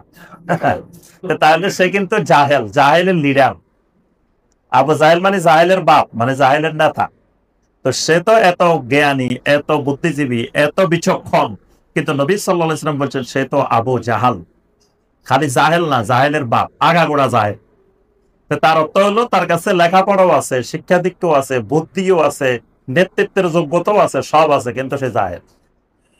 তার অর্থ হলো লেখাপড়া না থাকলে জাহেল না, লেখাপড়া অনেক কিন্তু আবার জাহেল। আইয়ামে জাহেলিয়াত, আমরা বলি যে এটা আইয়ামে জাহেলিয়াত, জাহেলি যুগ। তো ওই যুগে লেখাপড়া ছিল না? ওই যুগের এমন লেখাপড়া ছিল যে লেখাপড়া আজ পর্যন্ত নাই। ওই যুগের কবিরা যে কবিতা লিখছে, এরকম কবিতা আজ পর্যন্ত লিখতে পারে নাই। তাহলে আবার কোন পর্যায়ের লেখাপড়া ছিল ওই যুগে? তো সেই যুগকে আমরা বলতেছি কি? জাহিলিয়াতের যুগ। তাহলে জাহিলিয়াত কোনটা? 1 নম্বর জাহিলিয়াত কুফর, শিরিক জাহিলিয়াত, বেদাত জাহিলিয়াত, বাপ দাদার অন্ধ অনুকরণ, বাপ দাদারা করে গেছে, এখন আমি কেমনে ছাড়বো? তার অর্থ হলো এই লোক যত বড় জ্ঞানী হোক, এই লোকের মধ্যে জাহালত রয়ে গেছে, জাহালত ছাড়তে পারেনি। এই জন্য 1 নম্বর শর্ত লা ইলাহা ইল্লাল্লাহ, যে এমন এলেম লাগবে যেটা জাহালতকে দূর করে দিবে। 2 নম্বর শর্ত যেটি, সেটি হলো আল ইয়াকিন আল মুনাফি লিশ-শাক। লা ইলাহা ইল্লাল্লাহ বলার পরে আরবের মুশরিকরা যে লা ইলাহা ইল্লাল্লাহ বলে নাই, এটার মূল কারণ কি ছিল? তাদের কাছে লা ইলাহা ইল্লাল্লাহর এলেম ছিল। এরা বুঝতে পারছে লা ইলাহা ইল্লাল্লাহ বললে কোনটা করা যাবে কোনটা করা যাবে না, এটা বুঝে গেছে। এরা বুঝছে লা ইলাহা ইল্লাল্লাহ বললে আমাদের এই 360 মাহবুদ বাদ দিতে হইব, তা আমরা এটা বাদ দিতে পারবো না, সুতরাং লা ইলাহা ইল্লাল্লাহ বলবো না। তারা কিন্তু আল্লাহকে মানে, কিন্তু লা ইলাহা ইল্লাল্লাহ বলবে না। তার অর্থ হলো লা ইলাহা ইল্লাল্লাহ বললে কি করা লাগবে কি করা যাবে না এটা বুঝে তারা। কিন্তু আমরা লা ইলাহা ইল্লাল্লাহ বলতে কি করতে হবে কি করতে হবে না এটা বুঝিনি। এমনি লা ইলাহা ইল্লাল্লাহ বলছে, মানে ওরা জেনে শুনে লা ইলাহা ইল্লাল্লাহ বলে নাই, আমরা এলেমবিহীন না জেনে না শুনে লা ইলাহা ইল্লাল্লাহ বলছি। এজন্য 1 নম্বর এলেম। 2 নম্বর ইয়াকিন। ইয়াকিনটা কি? লা ইলাহা ইল্লাল্লাহ বলার পরে এই লা ইলাহা ইল্লাল্লাহর বিশ্বাসটা গভীরে পৌঁছতে হবে, গভীরে। মানে প্রথম তো আপনি জবানে লা ইলাহা ইল্লাল্লাহ বলছেন, এই লা ইলাহা ইল্লাল্লাহ জবানে থাকলে আপনার এই লা ইলাহা ইল্লাল্লাহ দিয়ে হবে না। তো লা ইলাহা ইল্লাল্লাহটা কোথায় যেতে হবে? লা ইলাহা ইল্লাল্লাহটা কাল পর্যন্ত পৌঁছতে হবে। কাল পর্যন্ত পৌঁছলে তারপরে গিয়ে আপনার ইয়াকিন তৈরি হবে, ইয়াকিন। এজন্য লা ইলাহা ইল্লাল্লাহ 2 নম্বর শর্ত হলো ইয়াকিন হইতে হবে, ইয়াকিন। সূরা আল হুজুরাতের 15 নম্বর আয়াত, ইন্নামাল মুমিনুনা আল্লাযীনা আমানু বিল্লাহি ওয়া রাসূলিহি সুম্মা লাম ইয়ারতাবু। মুমিন তো শুধুমাত্র তারাই, আল্লাহ পাক ইন্নামা ব্যবহার করে বলছেন শুধুমাত্র এরাই মুমিন যারা আল্লাহ এবং রাসূলের উপরে ঈমান আনছে, সুম্মা লাম ইয়ারতাব, এরপরে এদের অন্তরে বিন্দু পরিমাণ সন্দেহ সংশয় তৈরি হয় নাই। এই সন্দেহ সংশয় থেকে মুক্ত হওয়ার নাম হলো ইয়াকিন। আর এমন একদিন তৈরি হতে হবে আল মুনাফি লিশ-শাক্কি ওয়ার-রাইব, সমস্ত রকমের শাক সন্দেহ দূরীভূত হয়ে যেতে হবে। তাহলেই বুঝতে হবে আমার ভিতরে লা ইলাহা ইল্লাল্লাহ ঠিকমতো আসছে। 3 নম্বর শর্ত আল ইখলাস, আল মুনাফি লিশ-শিরকি ওয়ার-রিয়া। 3 নম্বর শর্ত হলো লা ইলাহা ইল্লাল্লাহ বলার পরে ইখলাস তৈরি হতে হবে। ইখলাস, ইখলাস মানে আমার ইসলাম আমার ঈমান একমাত্র আল্লাহর জন্য, এর মধ্যে কোনো শিরিক থাকবে না, রিয়া থাকবে না, এটা মুক্ত হইতে হবে। এটার নাম হলো ইখলাস। আল্লাহ সুবহানাহু ওয়া তাআলা সূরা আল-বাইয়িনাত 5 নম্বর আয়াতে বলেছেন, ওয়া মা উমিরু ইল্লা লিয়াবুদুল্লাহা মুখলিসিনা লাহুদ্দিন। এই মুখলিসিনা লাহুদ্দিন আল্লাহ পাক ইখলাসকে সত্য করছেন। নবী সাল্লাল্লাহু আলাইহি ওয়াসাল্লামকে জিজ্ঞাসা করা হলো কিয়ামতের দিন আপনার শাফাআত দ্বারা সৌভাগ্য হবে কারা, সৌভাগ্যবান হবে কারা? নবী সাল্লাল্লাহু আলাইহি ওয়াসাল্লাম বললেন, আসআদুন নাস বিশাফাআতি ইয়াউমাল কিয়ামা মান ক্বালা লা ইলাহা ইল্লাল্লাহ খালিসান মিন কলবিহি। ওই মানুষগুলো কিয়ামতের দিন আমার শাফাআত দ্বারা সৌভাগ্যবান হবে যারা লা ইলাহা ইল্লাল্লাহ বলবে খালিসান মিন কলবিহি, মানে তার অন্তরের থেকে খালেস ভাবে বলবে। মুনাফিকরা কিন্তু নবী সাল্লাল্লাহু আলাইহি ওয়াসাল্লামের সামনে আসলে একেবারে বলতো যে ইন্নাকা লা রাসূলুল্লাহ। তো এই যে ইন্নাকা লা রাসূলুল্লাহ সাক্ষী দিত, সাক্ষীটা কিন্তু অন্তর থেকে দিত না, খালিসান মিন কলবিহি দিত না, এটা জবান থেকে। আব্দুল্লাহ বিন উবাই কি করতো? জুমার দিন নবী সাল্লাল্লাহু আলাইহি ওয়াসাল্লাম খুতবা দিবেন, খুতবার আগে দিয়ে উঠি সে সবাইকে বলতো, ভাইরা শুনেন, সবাই বসেন, মনোযোগ দিয়ে আল্লাহ রাসূলের খুতবা শুনবেন। আল্লাহ রাসূল আমাদের জন্য বড় সম্পদ, তিনি মদিনায় আসছেন, আমাদের নেতা। সে একটা খুতবা দিত রাসূলের আগে। তো তার খুতবা দেওয়ার দরকার আছে? আল্লাহ রাসূলের খুতবা তো সাহাবীরা এমনি শুনবো। সে মানে নিজেকে জাহির করার জন্য, সে বড় নেতা, সে দুই দিকে দুইটা বুঝাইতো, জনগণকে বুঝাইতে চাইতো যে সে মদিনার বিরাট নেতা, সুতরাং তার কথা মানা লাগবে। আল্লাহ রাসূলকে বুঝাইতো যে আপনি আমাকে চিনি রাখেন, আমি আমার লোক, আমার না হইলে লোক এগুলোর আপনি নিয়ন্ত্রণ করতে পারবেন না, আমি মদিনার লিডার, আমি চুপ করে থাকতে বলছি, এই জন্য সব চুপ করে রয়েছে, না হয় কিন্তু চুপ করে থাকতো না। অথচ সেই মানে সামনে বলতেছে কি সুন্দর করে রাসূলের ব্যাপারে, কিন্তু এটা সে অন্তর থেকে বলতেছে, খালিসান মিন কলবিহি বলতেছে।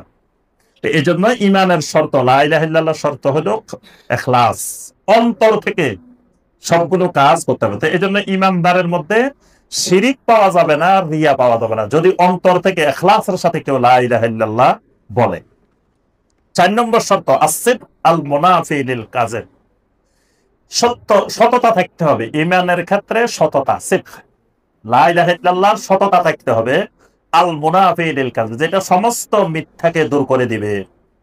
যেমন ওই যে 3 জন সাহাবী মনে আছে সূরা তাওবার মধ্যে, যে 3 জন সাহাবী, যে 3 জন সাহাবী তাবুকের অভিযানে যাইতে পারেন নাই, পরে নবী সাল্লাল্লাহু আলাইহি ওয়াসাল্লাম মদিনায় আসার পরে মুনাফিকরা সব যায় ওজর পেশ করছে, 3 জনে ওজর পেশ করেন নাই, সত্য কথা বলে দিচ্ছেন। এরপরে আল্লাহ পাক সূরা তাওবার 119 নম্বর আয়াত নাযিল করে বলছেন, ইয়া আইয়ুহাল্লাযীনা আমানুত্তাকুল্লাহ ওয়া কুনু মা'আস সাদিকিন। কিয়ামত পর্যন্ত সকল ঈমানদাররা এই 3 জন সাদিকিনের মতো হয়ে যাও, এরা ঈমানের ব্যাপারে সত্যবাদী। এটাই হলো সিদক, এটাই হলো সিদক। সত্যবাদিতা। নবী সাল্লাল্লাহু আলাইহি ওয়াসাল্লাম একটি হাদিসে বলছেন, মা মিন আহাদিন ইয়াশহাদু আল্লা ইলাহা ইল্লাল্লাহ ওয়া আন্না মুহাম্মাদার রাসূলুল্লাহ সিদকান মিন কলবিহি ইল্লা হারামাহুল্লাহু আলান নার। কেউ যদি অন্তর থেকে সততার সাথে লা ইলাহা ইল্লাল্লাহু মুহাম্মাদুর রাসূলুল্লাহ সাক্ষী দেয়, আল্লাহ পাক তার উপরে জাহান্নামের আগুনকে হারাম করে দেন। সুবহানাল্লাহ। তাহলে এখানে শর্ত দেওয়া আছে সিদকান মিন কলবিহি। আর মুনাফিকদের সাক্ষীর ব্যাপারে আল্লাহ পাক বলছেন, মুনাফিকরা যে সাক্ষী দেয়, ইন্নাল মুনাফিকিনা লাকাযিবুন, মুনাফিকরা মিথ্যাবাদী। 5 নম্বর শর্ত আল মাহাব্বাহ। লা ইলাহা ইল্লাল্লাহ বলার পরে এমন মহব্বত আল্লাহর প্রতি তৈরি হতে হবে যেটা সমস্ত বোধ, মানে সমস্ত হিংসা, বিদ্বেষ, ভালোবাসার বিপরীত যত জিনিস আছে সবকিছুকে দূর করে দিবে। আল্লাহর প্রতি খালেস মহব্বত সৃষ্টি হতে হবে। এজন্য ইবাদতের 1 নম্বর শর্ত রোকন কি বলছি? আল মাহাব্বা। এবং আল্লাহর প্রতি যদি সবচেয়ে বেশি মহব্বত না হয়, তাহলে সেই ঈমানের স্বাদ, ঈমানের মজা পাবে না। 6 নম্বর শর্ত হলো আল ইনকিয়াদ আল মুনাফি লিতারকে। লা ইলাহা ইল্লাল্লাহ বলার পরে এবার ইনকিয়াদ আসতে হবে। ইনকিয়াদ ওই যে ইসলামের সংজ্ঞার মধ্যে আমরা বলছি, ইসলামের সংজ্ঞার ভিতরে বলছি যে আল ইসতিসলামু লিল্লাহি বিত-তাওহীদ ওয়াল ইনকিয়াদু লাহু বিত-তাআহ। ইনকিয়াদ, ইনকিয়াদ হলো আল্লাহ যা বলবেন তা আমি মানবই, কোনো কিছু ছাড়ব না। দেখবেন ওই যে আমি মাঝে মাঝে বলি যে অনেকেই মনে করে যে সুন্নত মানি মনে হয় করা লাগবে না। সুন্নত শুনলে কয় এটা তো সুন্নত, অসুবিধা কি, মানে সুন্নত মানি ছাড়ি দেওয়া যায়। ওই যে বিশেষ করে মিনায় গেলে হজের সময় 11 তারিখ 12 তারিখ মিনায় থাকে না, এখন জিজ্ঞেস করলে কয় এটা তো সুন্নত। তো সুন্নত মানি থাকা লাগবে না, তার অর্থ করে নিছে যে সুন্নত মানি থাকা লাগবে না, এটা সুন্নতে মুআক্কাদা। হানাফি মাযহাবে এটা সুন্নতে মুআক্কাদা। তো সুন্নতে মুআক্কাদা মানে তো হানাফি মাযহাবে সুন্নতে মুআক্কাদা ছাড়লে গুনাহ হয়, অন্য মাযহাবে সুন্নতে মুআক্কাদা ছাড়লে গুনাহ হয় না, কিন্তু হানাফি মাযহাবে সুন্নতে মুআক্কাদা ছাড়লেও গুনাহ হয়। তো সেখানে সুন্নতে মুআক্কাদা এই জন্য থাকা লাগবে না। তাহলে তার অর্থ এই নয় হজ করতে গেছেন, হজ্জে মাবরুর হতে হইলে একটা সুন্নত না মুস্তাহাবও ছাড়া যাবে না, একটা মুস্তাহাবও আমল করতে হবে। তো এই জন্য এই লা ইলাহা ইল্লাল্লাহ 6 নম্বর শর্ত আল ইনকিয়াদ। ইনকিয়াদ মানে কয়েদ লাগানো। কয়েদ লাগানো মানে আমরা গরুর গলার মধ্যে একটা রশি লাগাই না, গরুর আটকায় রাখার জন্য গলার মধ্যে, এইটাকে বলা হয় ইনকিয়াদ। মানে ঈমান আনার পরে আল্লাহর আনুগত্যটাকে এইভাবে গলার মধ্যে ফেঁসিয়ে রাখতে হবে যে আল্লাহ যেখানে যা করতে বলবেন তা করব, আল্লাহ যা মানা করেন তা করব না। কয়টা গেছে? 6টা। 7 নম্বর আল কাবুল আল মুনাফিল। এটা 7 নম্বর শর্ত হলো কবুল। আল্লাহ বলবেন কবুল, আল্লাহ রাসূল বলবেন কবুল, আর কেউ বললে তাওয়াক্কুফ। এটাকে বলে তাওয়াক্কুফ, মানে সাথে সাথে ইয়েস বলা যাবে না, একটু অপেক্ষা করতে হবে। যেমন 4 রাস্তার মোড়, 3 রাস্তার মোড়, রাস্তার মোড় আছে না, গাড়ি নিয়ে এমনি চলে যাওয়া যাবে না, ডাইনে বামে একটু তাকাইতে হবে, লাইটের কি অবস্থা, লাল সিগন্যাল নাকি সবুজ না হলুদ দেখা লাগবে না, এটাকে বলে তাওয়াক্কুফ। মানে এই জায়গায় একটু থামতে হবে। আল্লাহ এবং রাসূল ছাড়া কেউ কিছু বললে থামা লাগবে, থামি দেখতে হবে তার কথাটা আল্লাহ এবং রাসূলের কথার সাথে মিল আছে কিনা, থাকলে কবুল, না থাকলে রাদ, মানে মানে না। নবী সাল্লাল্লাহু আলাইহি ওয়াসাল্লাম বলেছেন মান আমিলা আমালান লাইসা আলাইহি আমরুনা ফাহুয়া রাদ্দুন। এর রাদ্দুন হলো কবুলের বিপরীত, কবুলের বিপরীত হলো রাদ। তাহলে ঈমান আনার পরে আল্লাহ এবং রাসূল যা বলবেন কবুল, এটাও লা ইলাহা ইল্লাল্লাহর শর্ত। কেউ যদি কোনোটাকে কবুল না বলে, ধরেন আল্লাহ বলছেন চোর এবং চুরিনি, পুরুষ চোর মহিলা চোর যদি চুরি করে কি করো? ফাকতাউ আইদিয়াহুম, হাত কেটে দাও। এখন একজন কয় না কোরআনের সব মানি, এটা কিন্তু মানি না, এটারে কবুল করে না, কয় না এটা এই আধুনিক যুগে, এই যুগে চলতে পারে না, এটা তো কেমন বড় বড় আইন, নাউজুবিল্লাহ। বাস সে কি হয়ে গেছে? কাফের। কেউ যদি বলে জানার শাস্তি এইভাবে হইতে পারে না, কোরআনে যেভাবে আছে সব মানি কিন্তু এটা মানি না, এটা কবুল করলাম না, তাহলে সে কি হয়ে যাবে? কাফের হয়ে যাবে। এই জন্য কবুল শর্ত, কবুল। 8 নম্বর শর্ত আল কুফর বিমা ইউবাদু মিন দুনিল্লাহ। এতক্ষণ এই 7টা গেছে কবুল, ইয়েস। 8 নম্বরটা হলো নো। নো হলো কি? বিমা ইউবাদু মিন দুনিল্লাহ, আল্লাহ ছাড়া যত বাতিল মাবুদ আছে, যত তাগুত আছে, এদেরকে অস্বীকার করা, কুফরি করা। এদেরকে মানা যাবে না। ইব্রাহিম আলাইহিস সালাম তার বাবাকে লক্ষ্য করে বলছেন, তার কওমকে লক্ষ্য করে বলছেন যে কাফারনা বিকুম, যে তোমরা তোমাদেরকে এবং তোমাদের যে বাতিল মাবুদ আছে সবার সাথে সম্পর্ক ছিন্ন করলাম, তোমাদেরকে প্রত্যাখ্যান করলাম, মানি না। এই মানি না এটা ফরজ, এটা লা ইলাহা ইল্লাল্লাহর শর্ত। মানে লা ইলাহা ইল্লাল্লাহর বিপরীত যা আছে এগুলো মানি না। এই মানি নাটাও এই লা ইলাহা ইল্লাল্লাহর একটা শর্ত। যদি বলেন যে না, যার মনে যেমনি চায় করুক, অসুবিধা কি, সবার সাথে মিলেমিশে থাকি, দ্বন্দ্বে যাওয়ার দরকার কি? এই দ্বন্দ্বে যাওয়াও ফরজ। যেটা লা ইলাহা ইল্লাল্লাহর সাথে মিলবে এটার সাথে আমি আছি, যেটা লা ইলাহা ইল্লাল্লাহর সাথে মিলবে না এটার সাথে আমি নাই। খালি নাই করে চুপ করে বসে থাকা যাবে না। এটা যে লা ইলাহা ইল্লাল্লাহর বিপরীত, এটা জনগণকে জানাইতে হবে, এটা দাওয়াতি কাজ করতে হবে। একটা দাওয়াতি কাজ করতে হবে লা ইলাহা ইল্লাল্লাহ, আর একটা দাওয়াতি কাজ করতে হবে লা ইলাহা ইল্লাল্লাহর বিপরীত যা আছে এটার উপরে দাওয়াতি কাজ করতে হবে। এটাই হলো ওই যে আনির বদুল্লাহ ওয়াজতানিবুত তাগুত। নবী রাসূলরা খালি লা ইলাহা ইল্লাল্লাহ বলো, আল্লাহর ইবাদত করো, আল্লাহর ইবাদত করো, এটা বলেন নাই। সাথে কি বলছেন? ওয়াজতানিবুত তাগুত। কারণ আপনি তাগুত কারা বা লা ইলাহা ইল্লাল্লাহর বিপরীত শক্তি কারা, এটা যদি ব্যাখ্যা করে না দেন তো অনেক সাধারণ মানুষ বুঝবে না। সে দেখা যাবে আল্লাহর ইবাদতও করবে, আবার তাগুতের সাথেও সম্পর্ক রাখি। যেমন ওই যে আমি বলি, এই যে বিতিরের নামাজে আসে মসজিদে পড়ে ওয়ানাখলাউ ওয়ানাতরুকু মাইয়াবজুরুকা, প্রতি রাত্রে পড়ে কিন্তু একবার, যে ওয়ানাখলাউ ওয়ানাতরুকু। নাখলাউ মানে কি? খোলা তালাক দিলাম। খোলা তালাক আছে না? খোলা তালাক বুঝেন নাই? ওরে খোলা তালাকও বুঝে না বলে। স্ত্রী যদি স্বামীরে তালাক দেয় এটারে কি বলে? খোলা। এটারে বলে খোলা, খোলা তালাক। তো এখানে বলতেছে ওয়ানাখলাউ, আমি খোলা তালাক দিলাম, ওয়ানাতরুকু, আমি পরিত্যাগ করলাম। কাদেরকে? মাইয়াবজুরুকা, যারা তোমার নাফরমানি করে। তো এই ভিতরের নামাজটা পড়ি মসজিদ থেকে বাইরে যে চা দোকানে ওই যারা মাইয়াবজুরুকা এদের সাথে বসে বসে চা খায় আর গল্প করে। এ যারা নামাজ পড়ে না ওখানে বসে রয়েছে, এগুলো মাইয়াবজুরুকা। টেলিভিশন চলতেছে, টেলিভিশনের মধ্যে উলঙ্গ বেহায়াপনা জিনিস দেখতেছে, অশ্লীল জিনিস দেখতেছে বসে বসে, এরা মাইয়াবজুরুকা। তো মাইয়াবজুরুকার সাথে সুন্দর মতে যায় সে মিলে গেছে আবার। কিন্তু মসজিদে বলে গেছে কি ওয়ানাখলাউ ওয়ানাতরুকু মাইয়াবজুরুকা, কারণ সে মসজিদে কি বলছে এটা তো নিজেই বুঝে নাই, খালি বলে গেছে। কিন্তু যদি বুঝতো যে আমি সারা জীবন বলতে আছি আসলে কি বলতেছি একটু বুঝি না, এটা মানুষের মধ্যে নাই। দেখবেন সে সারা জীবন দোয়ায় কুনুত পড়তেছে, কিন্তু দোয়ায় কুনুতের মধ্যে কি পড়তেছে এটা জানার ইচ্ছা আগ্রহ কোনো মানুষের মধ্যে দেখি না। যে একটু দোয়া কুনুতের অর্থটা শিখাই দেন আমাদেরকে, এটাতে কি বলতেছি এটা কেউ বলে না। সে সারা জীবন না জেনেই বলতেছে, কি বলতেছে সে নিজেই জানে না। তাহলে লা ইলাহা ইল্লাল্লাহর বিপরীত যা কিছু আছে এগুলা সম্পর্কেও দাওয়াতে কাজ করতে হবে, এটা নবীওয়ালা দাওয়াত। তো আমরা আজকে আর আলোচনা দীর্ঘায়িত করব। প্রথম পর্ব যেটি শাহাদাতে আল্লাহ ইলাহা ইল্লাল্লাহ ওয়া আন্না মুহাম্মাদুর রাসূলুল্লাহ, প্রথমটা আমরা বলছি শাহাদা। শাহাদার বাংলা দরকার নাই। শাহাদা মানে কি? সাক্ষ্য দেওয়া, সাক্ষী। শাহাদা মানে সাক্ষী। তো এটা বাংলা না দিলেও বুঝতে হবে যে শাহাদা এক নম্বর রকম হলো শাহাদা। তো কয়টা জিনিসের শাহাদা? দুটা জিনিসের শাহাদা। একটা শাহাদা দিলে সেই ইমানদার হবে না।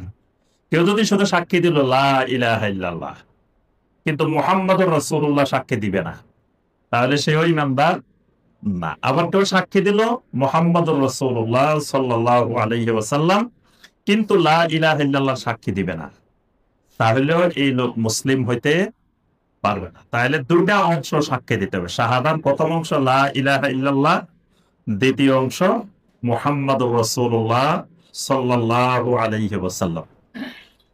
এখন লা ইলাহা ইল্লাল্লাহর সাক্ষ্য মানে কি এটা আমরা আলোচনা করছি, রুকুনের মধ্যে শর্তের মধ্যে আসছে। আজকের প্রথম আলোচনা হলো যে শাহাদাতে আম্মা মুহাম্মাদ রাসূলুল্লাহ, যে মুহাম্মদ সাল্লাল্লাহু আলাইহি ওয়াসাল্লাম আল্লাহর রাসূল, এটা সাক্ষী দেওয়ার অর্থ। একজনে জোরে জোরে চিৎকার দিয়ে দিয়ে বলল ভাইয়েরা সবাই শুনেন, মুহাম্মদ সাল্লাল্লাহু আলাইহি ওয়াসাল্লাম আল্লাহর রাসূল, মুহাম্মাদুর রাসূলুল্লাহ সাল্লাল্লাহু আলাইহি ওয়াসাল্লাম। তাহলে কি এই লোক মুসলিম হয়ে গেছে? কি আপনারা কি বলেন, মুসলিম হয়ে গেছে? তার সাক্ষী কমপ্লিট না, এটাই বুঝতে হবে। অনেকে মনে করে এটা কমপ্লিট, সে যেহেতু মুহাম্মদ রাসূলুল্লাহ সাক্ষী দিছে, কালেমা পড়ছে, উচ্চারণ করে ফেলছে, বাস এটাই মনে হয় তার সাক্ষ্য হয়ে গেছে। আসলে তার সাক্ষ্য হয় নাই। এই সাক্ষ্য মুখে উচ্চারণ করার সাথে সাথে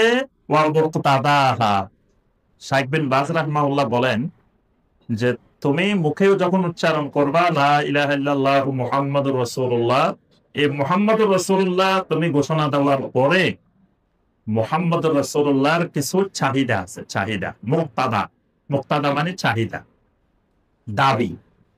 এই মুহাম্মাদুর রাসূলুল্লাহ সাক্ষ্য দেওয়ার কিছু চাহিদা, কিছু দাবি আছে। দাবিগুলা কি?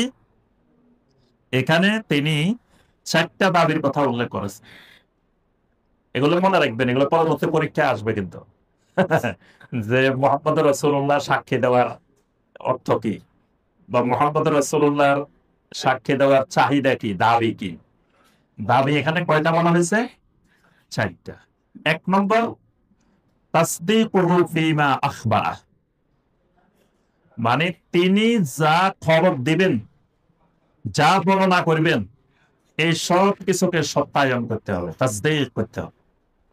মানে নবী সাল্লাল্লাহু আলাইহি ওয়াসাল্লাম যা আমাদেরকে খবর দিবেন, সেটা দুনিয়ার খবর, আখিরাতের খবর, দিনের খবর, আসমানের খবর, জমিনের খবর, জান্নাতের খবর, জাহান্নামের খবর, কবরের খবর, যা খবর আছে, যত খবর আমাদেরকে দিবেন সমস্ত খবরকে তাসদীক করতে হবে, সত্যায়ন করতে হবে।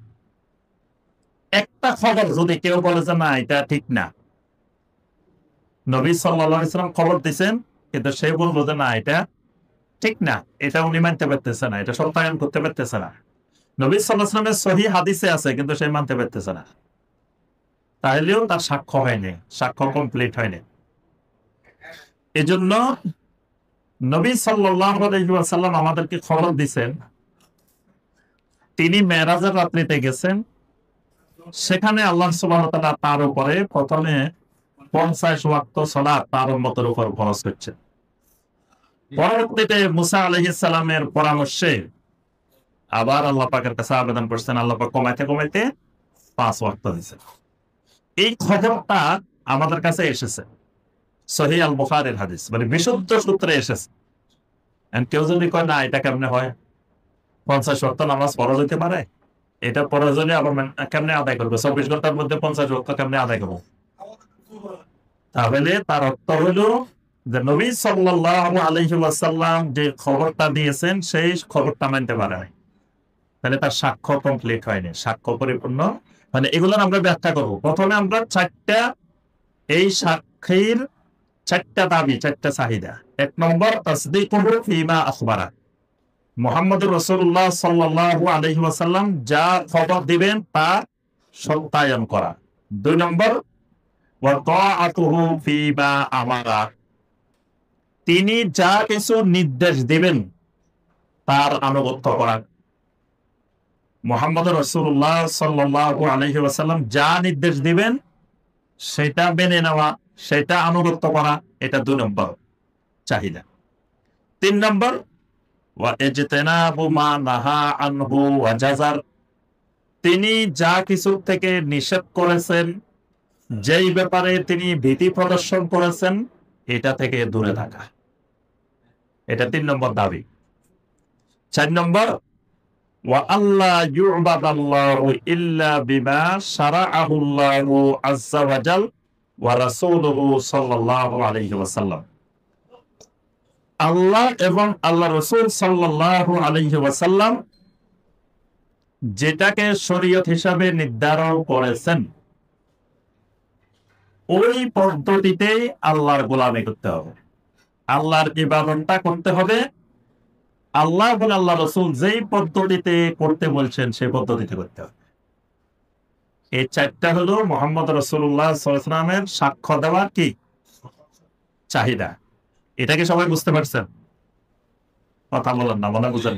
কেউ না বুঝতে পারলে বলবেন যে আমি বুঝি নাই, তাহলে আরেকবার বুঝাও। বুঝেন নাই কে? জি, ঠিক আছে, বুঝেন নাই বলাতে কোনো সমস্যার কিছু নাই, নাও বুঝতে পারেন, কোনো অসুবিধা নেই। কেউ যদি মুহাম্মদুর রাসূলুল্লাহ সাল্লাল্লাহু আলাইহি ওয়াসাল্লাম এটা সাক্ষ্য দেয়, কালেমা পড়লো, সে সাক্ষ্য দিল, এই সাক্ষ্য দেওয়ার মাধ্যমে সে মুসলিম হবে। এখন সাক্ষ্য মানে কি? সাক্ষ্য মানে সে খালি মুখে ঘোষণা দিল আর সাক্ষ্য পেয়ে গেছে, বিষয়টা এরকম না, এখানে বলা হচ্ছে কেউ যদি মুহাম্মদুর রাসূলুল্লাহ সাল্লাল্লাহু আলাইহি ওয়াসাল্লাম এটা সাক্ষী দেয়, তাহলে এই সাক্ষীর দাবি হলো চারটা। এই চারটা শর্ত সে যদি পূরণ করে তাহলে সাক্ষীটা কমপ্লিট হবে, না হয় সাক্ষী কমপ্লিট হবে না, সাক্ষী অসম্পূর্ণ থেকে যাবে। এক নম্বর, তাসদীকুহু ফীমা আখবারা, নবী সাল্লাল্লাহু আলাইহি সাল্লাম যা খবর দিবেন, যা বর্ণনা করবেন সব সত্য হিসাবে মেনে নিতে হবে, সত্যায়ন করতে হবে। এটা এক নম্বর দাবি। দুই নম্বর দাবি, ওয়া তাআতুহু ফীমা আবার, তিনি যা কিছু নির্দেশ দিবেন তার নির্দেশগুলো আমরা সহিহ হাদিসে পাবো। যা যা নির্দেশ দিবেন এগুলো মেনে নেওয়া, এগুলোর আনুগত্য করা। একটা নির্দেশ অমান্য করলে সাক্ষ্য কমপ্লিট হবে না, সাক্ষ্য পরিপূর্ণ হবে না। তিন নম্বর, ওয়া ইজতিনাবু মা নাহা আনহু ওয়া জাজার, মানে তিনি যা কিছু থেকে আমাদেরকে নিষেধ করেছেন, ভীতি প্রদর্শন করেছেন, এগুলো থেকে দূরে থাকতে হবে। এটা তিন নম্বর দাবি। চার নম্বর দাবি, ওয়া আল্লা ইউবাদাল্লাহু ইল্লা বিমা শারাআহুল্লাহ ওয়া রাসূলুহু সাল্লাল্লাহু আলাইহি ওয়াসাল্লাম, মানে আল্লাহ এবং আল্লাহর রাসূল যেই শরীয়ত নির্ধারণ করেছেন এই শরীয়তের পদ্ধতির বাহিরে আল্লাহর কোনো ইবাদত করা যাবে না। এবার বুঝে আসছে? এই চারটা হলো মুহাম্মদুর রাসূলুল্লাহ সাক্ষ্য দেওয়ার দাবি। এবার এগুলোর ব্যাখ্যায় আসি আমরা। এক নম্বর যেটা, তাসদীকুহু ফীমা আখবারা, তিনি যা খবর দিবেন সেটা সত্যায়ন করা, সেটা মেনে নেওয়া। এটার অর্থ কি? এটার অর্থ হলো যে প্রথম কথা, আল্লাহ রাব্বুল আলামিনের সাক্ষ্যটা মুহাম্মদুর রাসূলুল্লাহর সাক্ষ্য ছাড়া কমপ্লিট হবে না। কেউ যদি আসে আপনাকে বলে যে লা ইলাহা ইল্লাল্লাহ, এটার অর্থ কি? বাংলা অর্থ কি? আল্লাহ ছাড়া সত্য কোনো মাবুদ। আরবি অর্থ কি? যে লা মা'বুদা বিহাক্কিন ইল্লাল্লাহ। আচ্ছা, এখন এখানে একটা প্রশ্ন জাগবে, আল্লাহ ব্যতীত সত্য কোনো মাবুদ নাই। ধরুন আমি আপনাদেরকে আসি ঘোষণা দিলাম, দেওয়ার পরে আপনাদের মনে একটা প্রশ্ন জাগবে। আপনারা যখন আমাকে প্রশ্ন করবেন যে শাইখ এটা আপনি জানলেন কেমনে, আল্লাহ ছাড়া যে সত্য কোনো মাবুদ নাই এটা আপনি জানছেন কিভাবে? আমার উত্তর হবে, এটা আমি জানছি মুহাম্মদ সাল্লাল্লাহু আলাইহি ওয়াসাল্লাম থেকে। আমি নিজেও জানতাম না, তার থেকে জানছি। এবার আপনারা আমাকে দ্বিতীয় প্রশ্ন করবেন, আচ্ছা মুহাম্মদ সাল্লাল্লাহু আলাইহি ওয়াসাল্লাম তিনিও তো মানুষ, তিনিও তো বাশার, আপনিও বাশার, তো আপনি জানলেন না, উনি জানলো কেমনে? এটা হলো আপনাদের আমার কাছে দ্বিতীয় প্রশ্ন। তখন আমার উত্তর হবে, আমি ইমাম হোসেন খালি বাশার, কিন্তু যে মুহাম্মদ সাল্লাল্লাহু আলাইহি ওয়াসাল্লাম থেকে আমরা জানছি তিনি মুহাম্মাদুর রাসূলুল্লাহ, তিনি আল্লাহ রাব্বুল আলামিনের রাসূল, এই কারণে উনি জানছেন। আমি রাসূল না, নবী না, এই জন্য আমি জানতে পারি। তাহলে আমাদের এই জানার উৎস, জানার সোর্সটা, মানে আল্লাহর তাওহীদটা জানার সোর্স, আল্লাহর তাওহীদের দলিল মুহাম্মদুর রাসূলুল্লাহ সাল্লাল্লাহু আলাইহি ওয়াসাল্লাম। বুঝে আসছে? তাহলে লা ইলাহা ইল্লাল্লাহর সাক্ষ্য ততক্ষণ পর্যন্ত পরিপূর্ণ হবে না যতক্ষণ পর্যন্ত না কেউ মুহাম্মদুর রাসূলুল্লাহ সাল্লাল্লাহু আলাইহি ওয়াসাল্লামের সাক্ষ্য না দেয়। লা ইলাহা ইল্লাল্লাহর সাক্ষ্যটা মুহাম্মদুর রাসূলুল্লাহ সাল্লাল্লাহু আলাইহি ওয়াসাল্লামের সাক্ষ্যের সাথে সম্পৃক্ত। এটা বুঝে আসছে? আচ্ছা, এবার আসেন, প্রথম কথা আমরা বলছি যে তাসদীকুহু ফীমা আখবারা, মুহাম্মদ সাল্লাল্লাহু আলাইহি ওয়াসাল্লাম যা বলবেন তা সত্যায়ন করতে হবে, যা আদেশ দিবেন সেটা মানতে হবে, যা নিষেধ করবেন সেটা থেকে দূরে থাকতে হবে, এবং আল্লাহর ইবাদত করতে হলে তার পদ্ধতির বাহিরে কোনো ইবাদত করা যাবে না। এই ব্যাপারে আল্লাহ রাব্বুল আলামিন সূরা আন-নিসার 64 নম্বর আয়াতে বলছেন, ওয়া মা আরসালনা মির রাসূলিন ইল্লা লিইউতাআ বিইযনিল্লাহ, আমি জমিনে যখনই কোন রাসূল প্রেরণ করি, কোন রাসূল পাঠাই, এর একমাত্র উদ্দেশ্য হলো আল্লাহর হুকুমে দুনিয়ার মানুষেরা ওই রাসূলের আনুগত্য করবে। মানে রাসূল পাঠানোর উদ্দেশ্যটাই হলো যে মানুষ রাসূলের আনুগত্য করবে, আনুগত্যের জন্য রাসূল পাঠানো হয়। তাহলে রাসূল কারো রেসালত মেনে নেওয়া মানে তার আনুগত্য মেনে নেওয়া। যে মুসা আলাইহিস সালামকে আল্লাহ পাক রাসূল পাঠাইছেন, ওই যুগের মানুষ মুসা আলাইহিস সালামকে মেনে নেওয়া, রেসালত মেনে নেওয়ার অর্থ হলো মুসা আলাইহিস সালামের আনুগত্য করা। ইব্রাহিম আলাইহিস সালামের রেসালত মেনে নেওয়া মানে ইব্রাহিম আলাইহিস সালামের আনুগত্য করা। ঈসা আলাইহিস সালামের রেসালত মেনে নেওয়া মানে ঈসা আলাইহিস সালামের আনুগত্য করা। অর্থাৎ যেই রাসূল আল্লাহ যখন পাঠান, আল্লাহ পাক বলেন আমি রাসূল পাঠাই একমাত্র এই উদ্দেশ্যে যে দুনিয়ার মানুষেরা আমার রাসূলের আনুগত্য করবে। আচ্ছা, কোন ব্যক্তির আনুগত্যটা তখনই পরিপূর্ণ হয় যখন তিনটা জিনিস বিদ্যমান থাকে। তিন জিনিস বিদ্যমান থাকলে এটার নাম আনুগত্য। তিন জিনিস কি? প্রথমে যে তিনটা বলা হয়েছে, তিনি যা খবর দিবেন, খবর, আদেশ, নিষেধ, এই তিনটা মানলে এটার নাম আনুগত্য, এটার নাম তাআত। খবর, আদেশ, নিষেধ, মানে উনার আনুগত্য করা মানে উনি যা খবর দিবেন এটাকে মেনে নিতে হবে, উনি যা আদেশ দিবেন এটাকে মেনে নিতে হবে, উনি যা নিষেধ করবেন এটাকে মেনে নিতে হবে। এটার নাম হলো তাআত, এটার নাম হলো আনুগত্য। এজন্য আপনার মুহাম্মদ রাসূলুল্লাহ সাল্লাল্লাহু আলাইহি ওয়াসাল্লামের সাক্ষ্য মেনে নেওয়ার অর্থ হলো তার খবর মেনে নেওয়া, তার আদেশ মেনে নেওয়া, তার নিষেধ মেনে নেওয়া। সূরা আল হাশরের ৭ নম্বর আয়াত, এখানে আল্লাহ পাক আরো স্পষ্ট করে বলছেন, ওয়ামা আতাকুমুর রাসূলু ফাখুযুহু ওয়ামা নাহাকুম আনহু ফান্তাহু।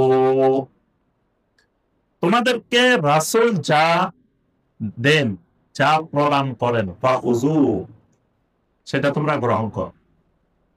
ওয়ামা নাহাকুম আনহু, যা থেকে রাসূল তোমাদেরকে নিষেধ করেন, মানা করেন, ফান্তাহু, সেটা ছেড়ে দাও, সেটা থেকে দূরে থাকো। তাহলে রাসূল যা করতে বলবেন, যা ধরতে বলবেন সেটা ধরবা, রাসূল যা ছাড়তে বলবেন সেটা ছেড়ে দিবা।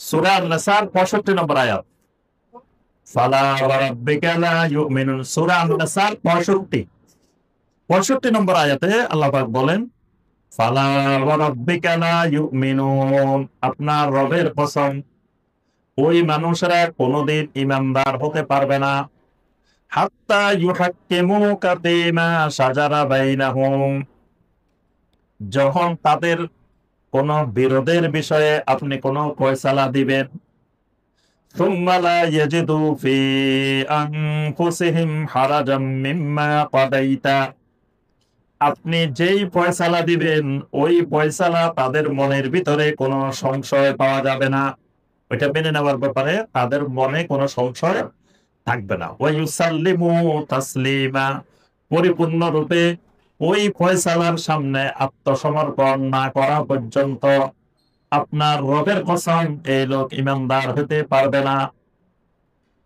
তাহলে নবী সাল্লাল্লাহু আলাইহি ওয়াসাল্লাম যে ফয়সালা দিবেন, এই ফয়সালার মনে প্রাণে যতক্ষণ কেউ মেনে নিতে পারবে না ততক্ষণ আল্লাহ পাক নিজেই নিজের কসম করতেছেন, ফালা ওয়া রাব্বিকা, ওয়া রাব্বিকা মানে আপনার রবের কসম, লা ইউমিনু, কখনো সে ঈমানদার হইতে পারবে না।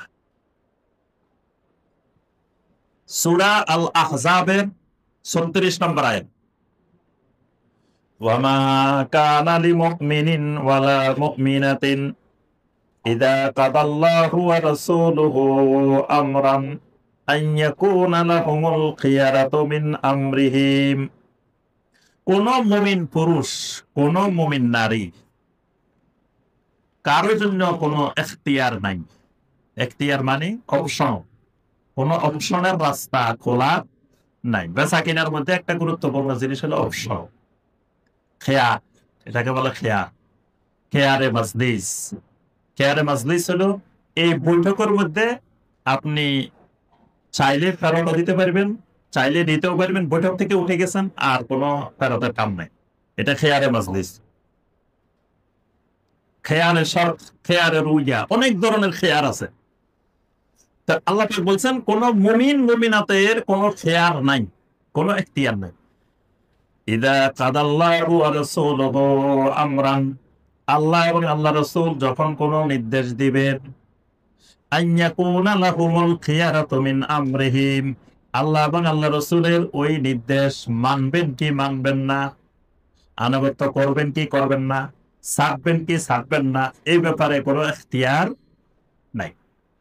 আল্লাহ পাক বলে দিয়েছেন স্পষ্ট করে যে কোনো ইমানদারের কোনো এই ব্যাপারে এখতিয়ার নাই। এবং অন্যান্য সময় শুধু পুরুষ শব্দ দিয়ে নারীদেরকেও বোঝান, কিন্তু এখানে একেবারে আলাদা করে দিয়েছে, ওয়ামা কানা লিমুমিনিন ওয়ালা মুমিনাতিন, কোন মুমিন পুরুষেরও নাই, কোন মুমিন নারীরও নাই।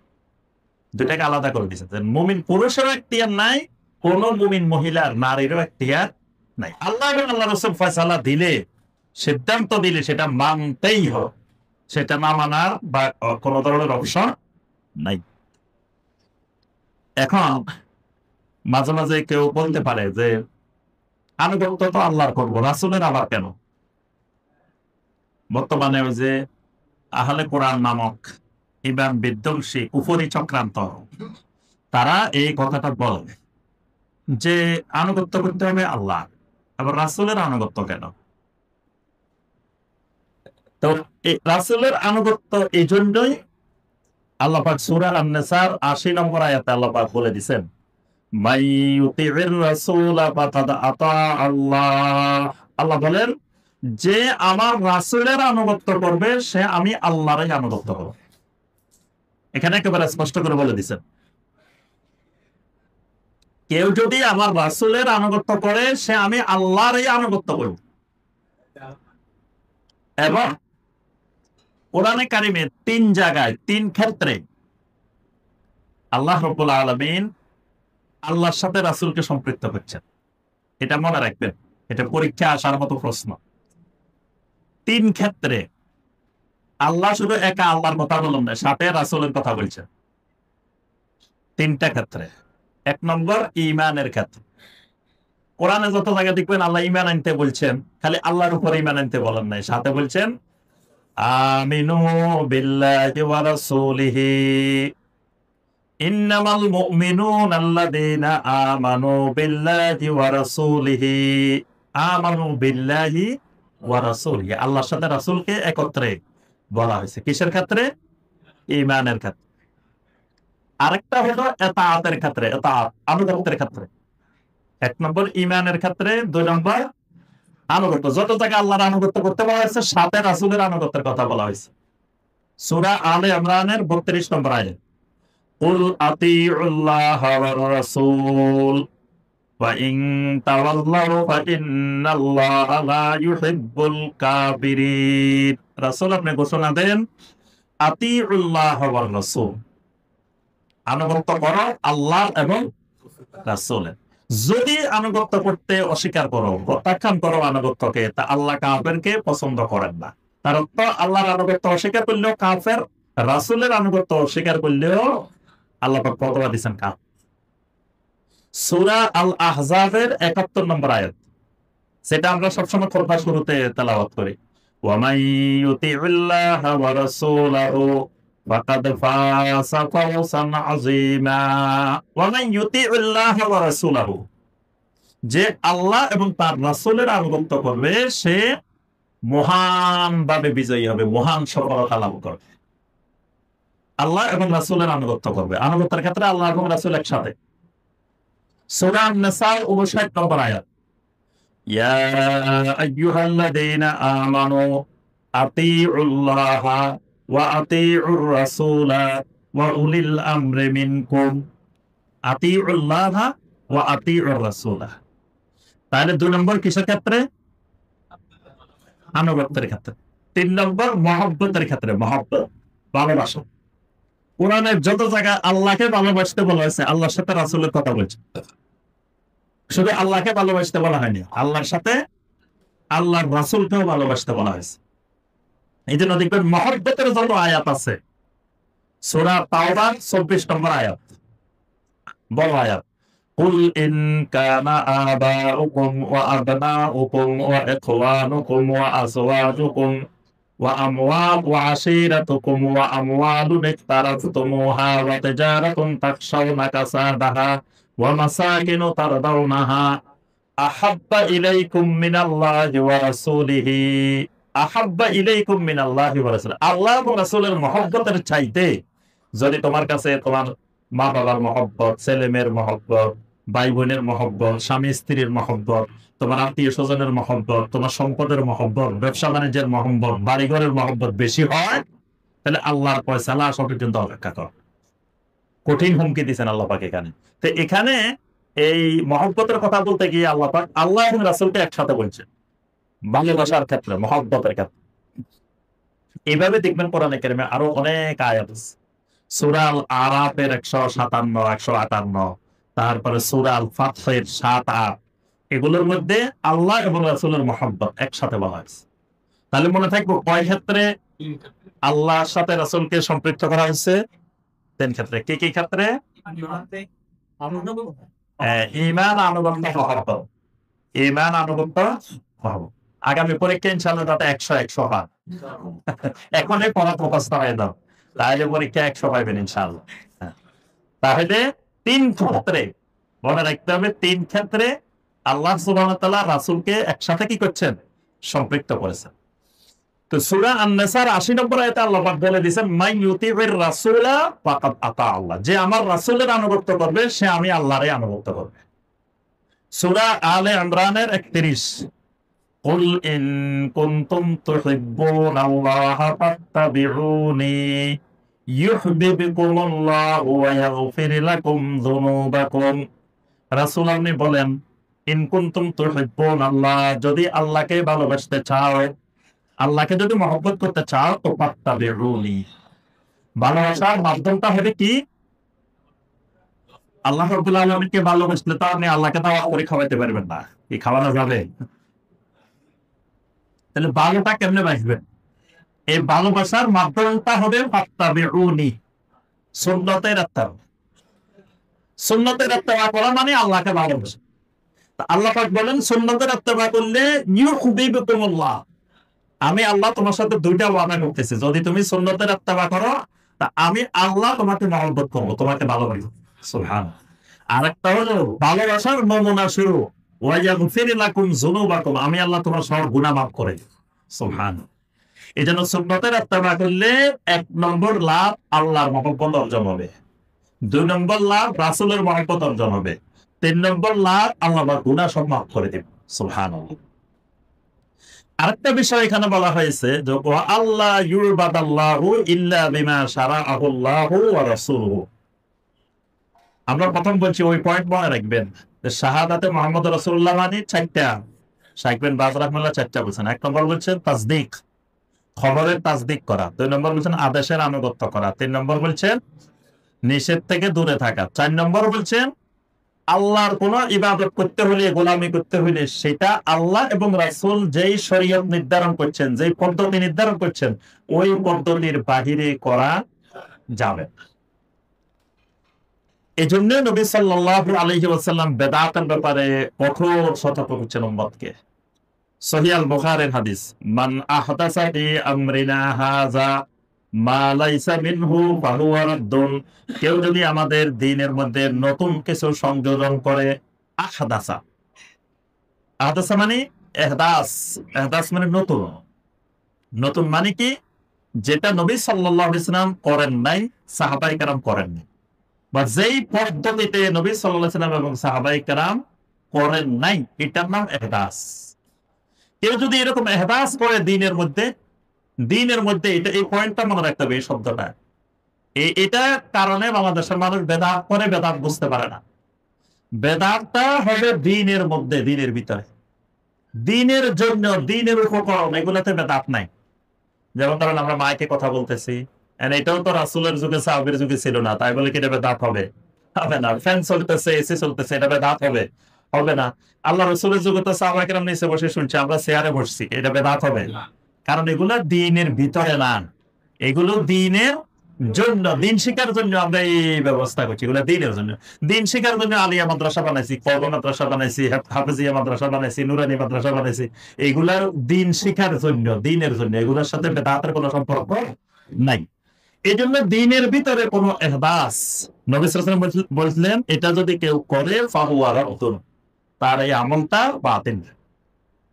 সহিহ মুসলিমের হাদিস, মান আমিলা আমালান লাইসা আলাইহি আমরুনা ফাহুয়া রাদ্দুন, কেউ যদি এমন আমল করে যেই আমল আমরা করি নাই, তাহলে সেই আমল কি হয়ে যাবে? রাদ্দুন, প্রত্যাখ্যাত হয়ে যাবে, বাতিল হয়ে যাবে। এজন্য কিয়ামতের ময়দানে অনেক মানুষ আমল নিয়ে ক্ষতিগ্রস্ত হবে। আল্লাহ পাক বলেন, কুল হাল নুনাব্বিউকুম বিল আখসারিনা আমালা, সূরা আল কাহাফ, সূরা আল কাহাফের 103-4 এদিকে আল্লাহ পাক বলতেছেন, আমি কি তোমাদেরকে ওই মানুষগুলোর কথা বলবো না যে মানুষগুলো নুনাব্বিউকুম বিল আখসারিনা আমালা, আমল করে আখসারিন হয়ে যাবে, ক্ষতিগ্রস্ত হয়ে যাবে। এক শ্রেণী হবে আমল বিহীন ক্ষতিগ্রস্ত, আমলে করে নেই। আরেক শ্রেণী হবে আমল করে ক্ষতিগ্রস্ত। তা এরা আমল করে ক্ষতিগ্রস্ত কেন? ওয়ায়াহসাবুনা আন্নাহুম ইউহসিনুনা সুনআ, আয়াতের শেষে আল্লাহ বলতেছেন, এরা ধারণা করতো এরা কোন সুন্দর সুন্দর আমল করতেছে, সুন্দর সুন্দর কাজ করতেছে। আসলে এই সুন্দর যে সুন্দর না, এটা বুঝেন। এই কারণে এরা আমল করে ক্ষতিগ্রস্ত হবে।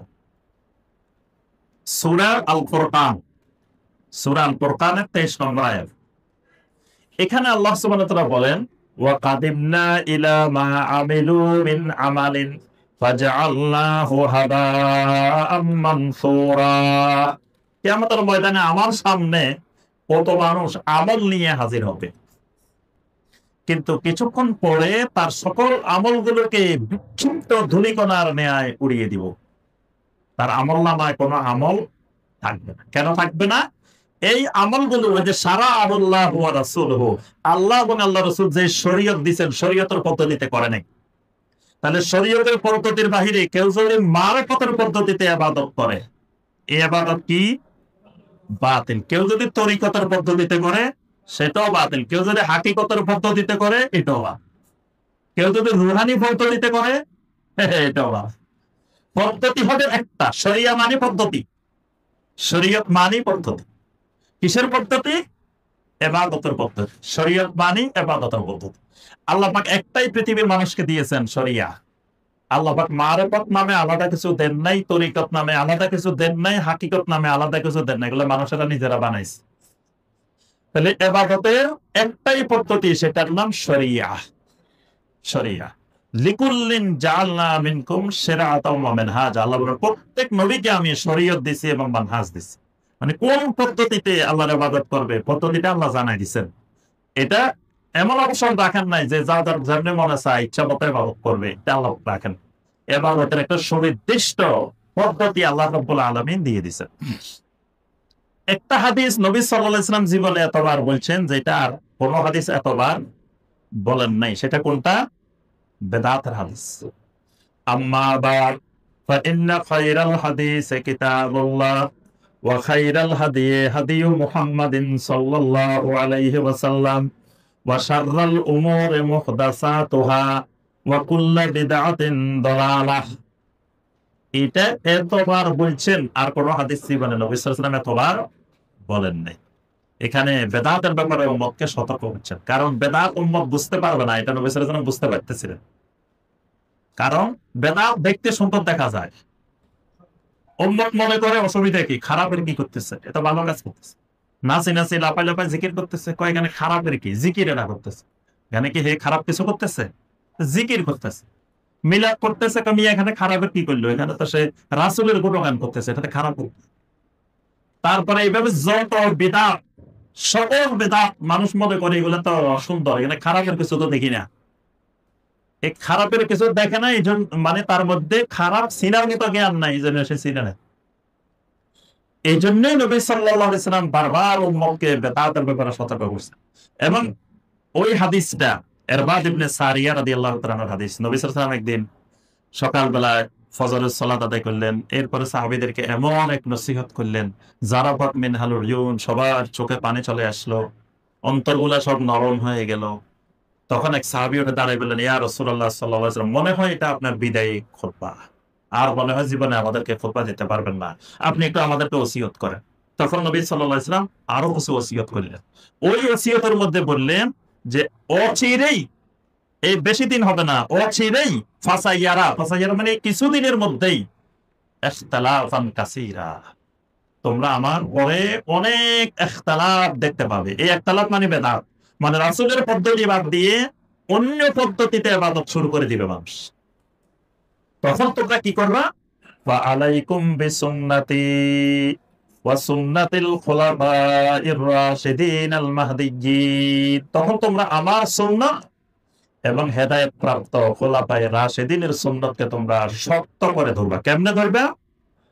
তামাসসাকু বিহা, প্রথম বলছেন তামাসসাকু বিহা, এটাকে শক্ত করে ধরবা। এরপরে আরো বলছেন খালি শক্ত করে ধরলে হবে না, কারণ পরিস্থিতিটা এত জটিল হবে, তুমি ধরলেও টান মারি ছিঁড়ে ফেলবো।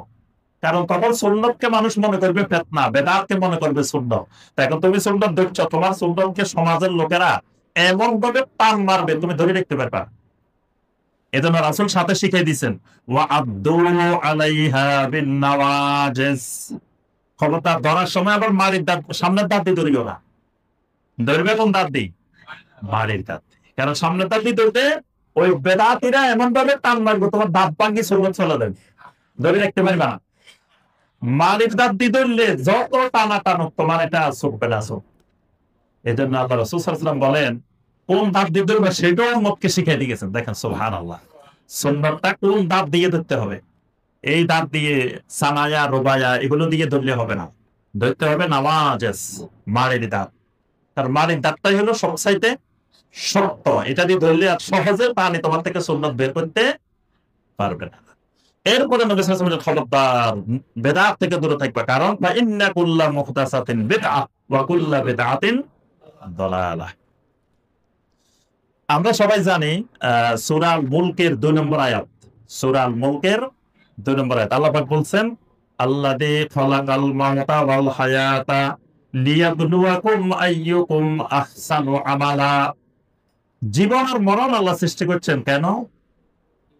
তোমাদেরকে পরীক্ষা করবে, তোমাদের মধ্যে কে সুন্দর আমল করে, আহসান আমল করে। বেশি আমল করে এটা বলেন নাই, বলছেন কি আহসান আমল করে। তো ফুদাইল বিন আয়াদ রাহিমাহুল্লাহ বলেন যে শোনো, এখানে আহসানু আমালার অর্থ হলো আখলাসুহু ওয়া আসওয়াবু। এখানে সুন্দর আমল মানে আখলাসুহু ওয়া আসওয়াবু।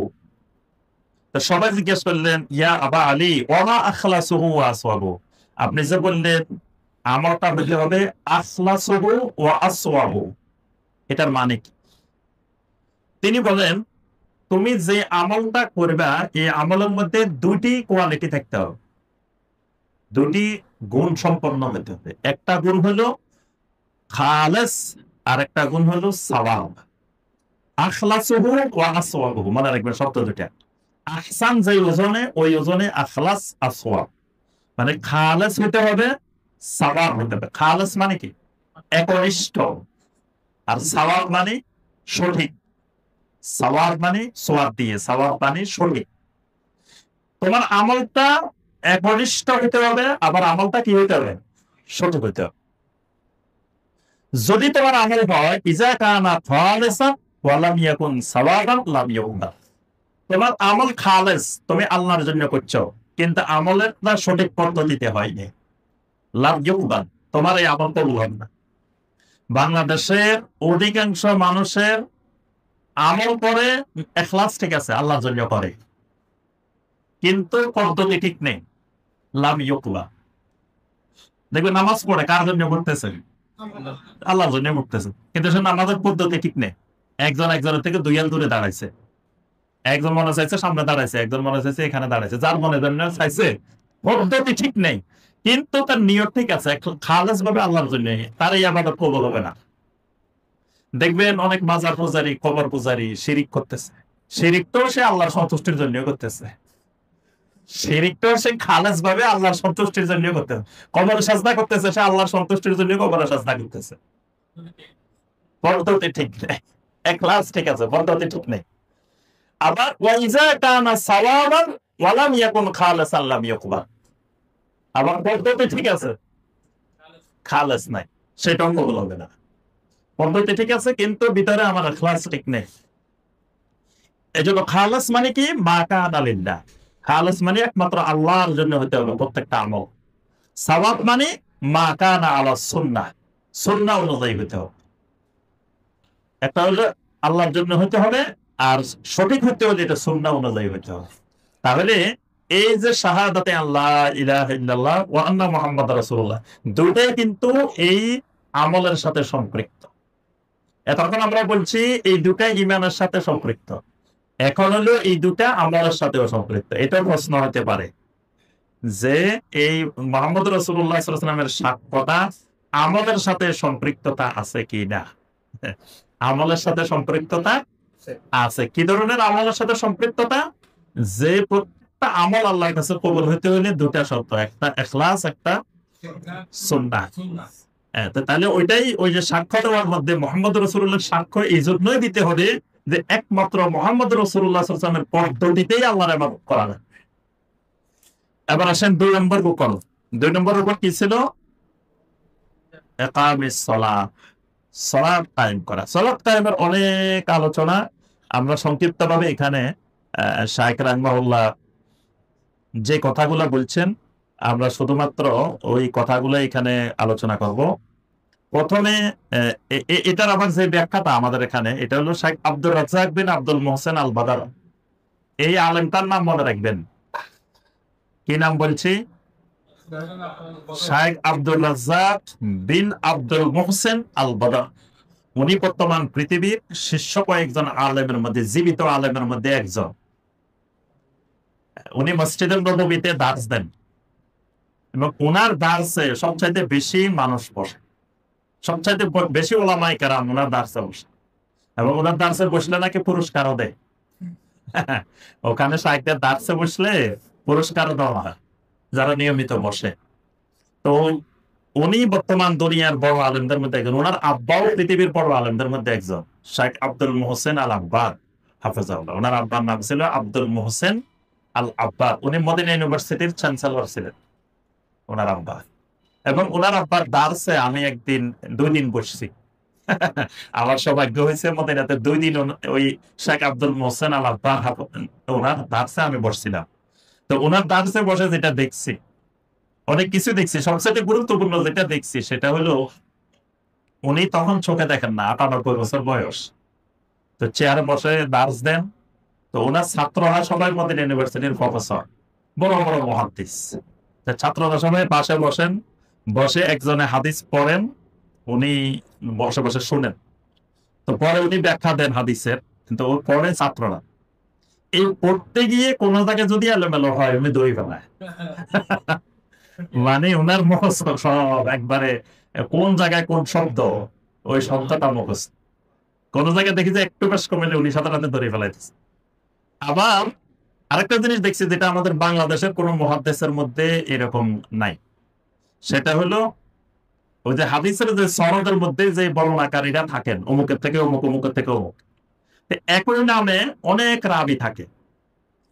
তো উনি এরকম নামগুলো আসলে তো বলি দেন এখানে যে রাবিটা, এটা কার ছেলে, কার নাতি, বাড়ি কোথায়, কি, তার ব্যাপারে একটা বর্ণনা দিয়ে দেন। তাহলে বোঝা গেল ওনার খালি হাদিসের ভিতরে হাদিসের বিষয় যে মুখস্থ এমন না, বর্ণনাকারীরা কে কোন জায়গার, কে কার ছেলে, কার কি, সেগুলো তার মুখস্থ। মানে এক ব্যতিক্রমী আলেম কাকে বলে, এলেম কি জিনিস, মানে এইসব ব্যক্তিদের, এসব ওলামাদের মজলিসে না বসলে কেউ বুঝতে পারে না। ওইটাকে আমি সবসময় বলি, আমার ওই যে ফুফাতো ভাই এখনো উনি জীবিত আছেন, মুফতি আলিমুল্লাহ হাফিজাহুল্লাহ। তো উনি বলেন যে আমি দারুল উলুম দেওবন্দ থেকে ভালো রেজাল্ট করে ইফতা পাস করছি, মুফতি হয়েছে। তো মুফতি হওয়ার পরে আমার তো যে অহংকার, ওরে আল্লাহ আমার সাথে কে লাগে, আমি তো বিরাট মুফতি সাহেব। দেখবেন আমাদের দেশে মুফতি সাহেব, মুফতি সাহেব বাণী তো বিশাল কিছু। এখন উনি সৌদি আরব গেছে, এখন উনি একজনের কাছে শুনলো যে আজকে এই মসজিদে 60 বিন বাজ আসবে। তো উনি মনে করছে 60 বিন বাজ আবার আমার সামনে কি, আমি তো বিশাল এলেমওয়ালা, আমি তো মুফতি সাহেব। তো কয়েকজন বললো যে চলেন 60 বিন বাজার দার্সে একটু যায়।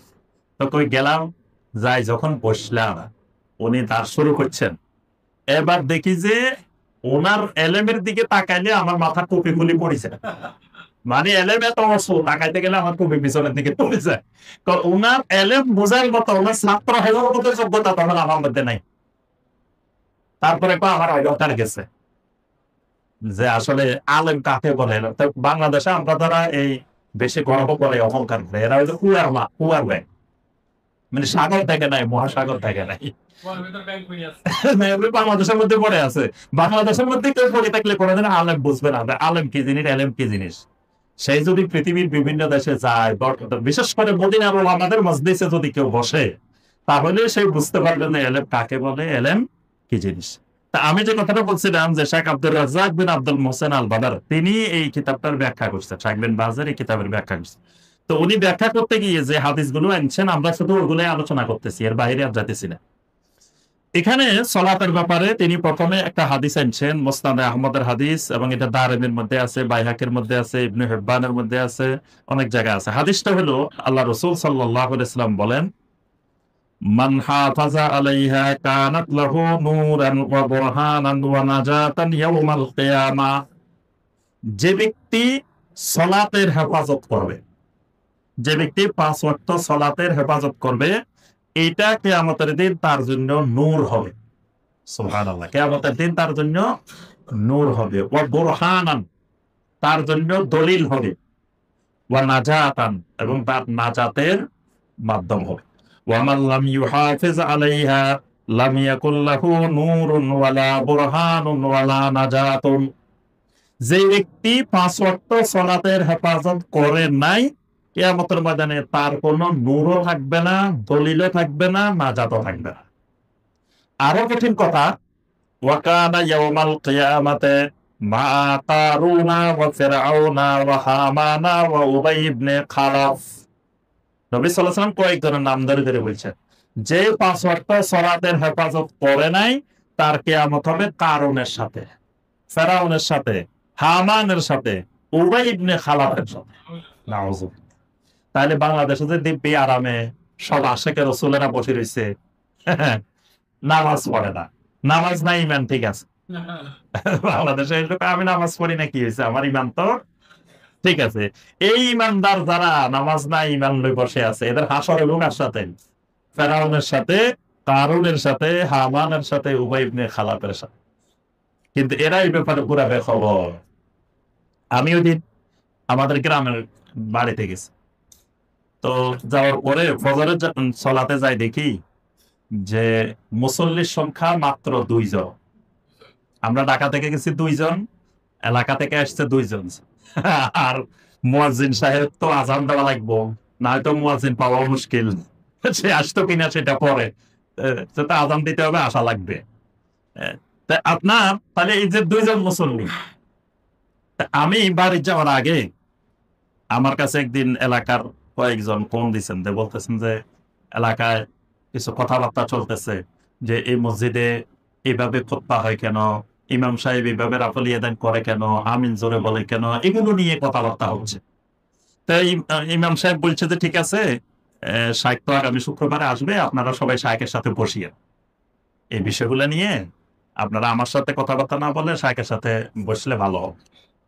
এখন এটা তো বলছে ফজরের সলাতে আমি গেছি 2 জন মুসল্লি। পরে আমি জুমার সলাতে বললাম যে আমার ভাইয়েরা দেখেন, শয়তানের ওয়াসওয়াসা, শয়তানের ধোঁকা, শয়তানের প্রতারণা কিভাবে আমাদেরকে মানে গ্রাস করে ফেলছে। ফজরের সলাতে এলাকায় এত মানুষ বসবাস করে, সেখান থেকে ফজরের জামাতে হাজির হয়েছে 2 জন। এটাই তো পুরো এলাকায় আজকে আলোচনা হওয়ার কথা ছিল। প্রত্যেক দোকানে দোকানে, চা দোকানে, ভাই শোনো শোনো, আজকে খবর, এই মসজিদে মাত্র 2 জন মুসল্লি হয়েছে। এটা আলোচনার বিষয় হওয়ার কথা ছিল না? এবং যে মানুষগুলো ফজরের জামাতে আসতে পারে না, মানুষকে তো সারাদিন কান্নাকাটি করার কথা ছিল, অনুশোচনা করার কথা ছিল, যে আহারে আমি ফজরের জামাতে হাজির হতে পারিনি। এটা নিয়ে এলাকার একটা মানুষের মধ্যে কোনো অনুশোচনা দেখা যায় নাই, কোনো আলোচনা দেখা যায়নি, কোনো কথাবার্তা দেখা যায়নি। দিব্যি আরামে সবাই চলাফেরা করতে, কথাবার্তা চলতেছে কি নিয়ে? আমিন নিয়ে। আর ওইটা নিয়ে শয়তান কোন জায়গায় লুঙ্গি করে পাকড়ি বান্ধা ফেলছে। ফজরের জামাতে আসে নাই, সে জাহান্নামে যাবে, সে মুনাফিক, এ ব্যাপারে কোনো সন্দেহ নেই। এটা আমিন জোরে বলছে না আসতে বলছে, এটার দ্বারা নামাজ বাতিল হবে না, নামাজের কিছু হবে না, জাহান্নামেও যাবেন, সেটা আলোচনা চলতেছে দোকানে দোকানে। কিন্তু ওই যে ফজরের নামাজের দুইজন এসছে, এটা নিয়ে কোনো আলোচনা পর্যালোচনা নাই। শয়তান কোথায় নিয়ে গেছে, ওয়াসওয়াসা, শয়তানের ধোঁকা, প্রতারণা, মানুষ কিভাবে পড়ে আছে। যে বিষয় নিয়ে আলোচনা করার কথা ছিল সেই বিষয়ে কোনো আলোচনা নেই, আর যে বিষয় প্রাসঙ্গিক না অপ্রাসঙ্গিক সেই বিষয় নিয়ে মানুষ মহাব্যস্ততার মধ্যে আছে। এটাই হলো ইন্দাল ইনসান আলা ফি খুসর, মানুষ ক্ষতিগ্রস্ততার মধ্যে আছে। তাহলে যে মানুষগুলো নামাজ না পড়ে, এই দেশের 95% উপরে মুসলমান 5 ওয়াক্ত নামাজ পড়ে না। বাংলাদেশের 3 লক্ষের উপরে মসজিদ, মসজিদগুলো খালি পড়ে থাকে, 5 ওয়াক্ত নামাজে মুসল্লি নেই, জুমার দিন জায়গা হয় না। মসজিদ বানানো হয় জুমাকে কেন্দ্র করে, মানে জুমার জন্য। এটা 2 তলা 3 তলা 4 তলা মসজিদ, কি জন্য? জুমার নামাজ হচ্ছে। মানে মনে হচ্ছে মুসলিমদের মূল নামাজ একটাই, জুমার নামাজ। এটা ঠিক আছে, মুসলমান ঠিক আছে, হাজিরা দিছে। মানুষ বলে 3 দিন হাজিরা না দিতে পারলে মুসলমানের নাম হাজিরা কাটা থেকে কি হয়? কাটা যায়। শয়তানের কত বড় ধোঁকা। এর নাম কত আগে কাটা গেছে, নামে তো নাই।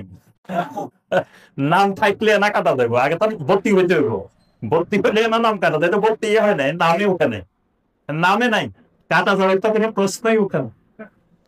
তাহলে এদের হাসার হবে, দেখেন নবী সাল্লাল্লাহু আলাইহি ওয়াসাল্লামের কথা, এটা আমাদের কারো কথা না। কারুনের সাথে, ফেরাউনের সাথে, হামানের সাথে, উবাই ইবনে খালদের সাথে।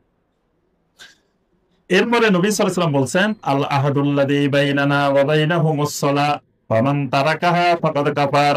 আমাদের মাঝে আর কাফের মুশরিকের মাঝে অঙ্গীকার হলো সালাত।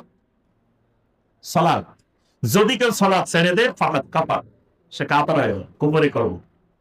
নবী সাল্লাল্লাহু আলাইহি ওয়াসাল্লামের স্পষ্ট হাদিস, মুসনাদে আহমদের হাদিস, জামিআত তিরমিজির হাদিস, সুনান আন-নাসাই, ইবনে মাজাহ, অনেকগুলো হাদিসের গ্রন্থে এই হাদিসটা আসছে যে ফামান তারাকাহা ফাকাদ কাফার, যে সালাত পরিত্যাগ করবে সে কুফরি করবে। এটা কুফরি। কিয়ামতের ময়দানে সর্বপ্রথম হিসাব হলো কিসের? সালাত। সালাত ঠিক হইলে বাকিগুলো ঠিক হবে, সালাত ঠিক নাই, বাকিগুলো ঠিক নাই। 3 নম্বর রকম হলো কি? ইতা ইজ যাকাত, যাকাত আদায় করা। যাকাত ফরজ, সম্পদের উপরে যাকাত আদায় করা ফরজ। যত জায়গায় আল্লাহ সুবহানাহু ওয়া তাআলা সালাতের কথা বলছেন, আকিমুস সালাহ বলছেন, তত জায়গায় আল্লাহ সুবহানাহু ওয়া তাআলা সাথে ওয়া আতুজ যাকাত, যাকাত আদায় করা। তাহলে যাকাতটা এত গুরুত্বপূর্ণ যে এটাকে সালাতের সাথে আল্লাহ রাব্বুল আলামিন উল্লেখ করেছেন।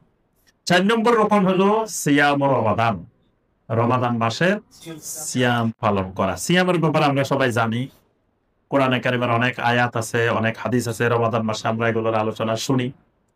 5ম রকম হলো হজ, হজ্জে বাইতুল্লাহ। যার কাছে স্বাভাবিক খরচ, স্বাভাবিক পারিবারিক খরচের অতিরিক্ত আল্লাহর ঘরে হজ করার মতো সামর্থ্য আছে, অর্থ আছে, তার জন্য হজ ফরজ। অর্থাৎ বর্তমানে হজ করতে হইলে ধরেন 7 লাখ 8 লাখ টাকা লাগে।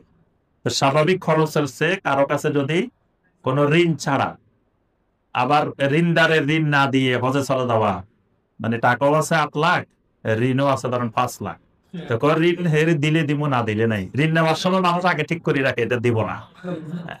বাংলাদেশের মানুষ যখন ঋণ নেয় আগে ঠিক করে রাখে যে এটা দিব না, এই নিয়ত সেই নেই।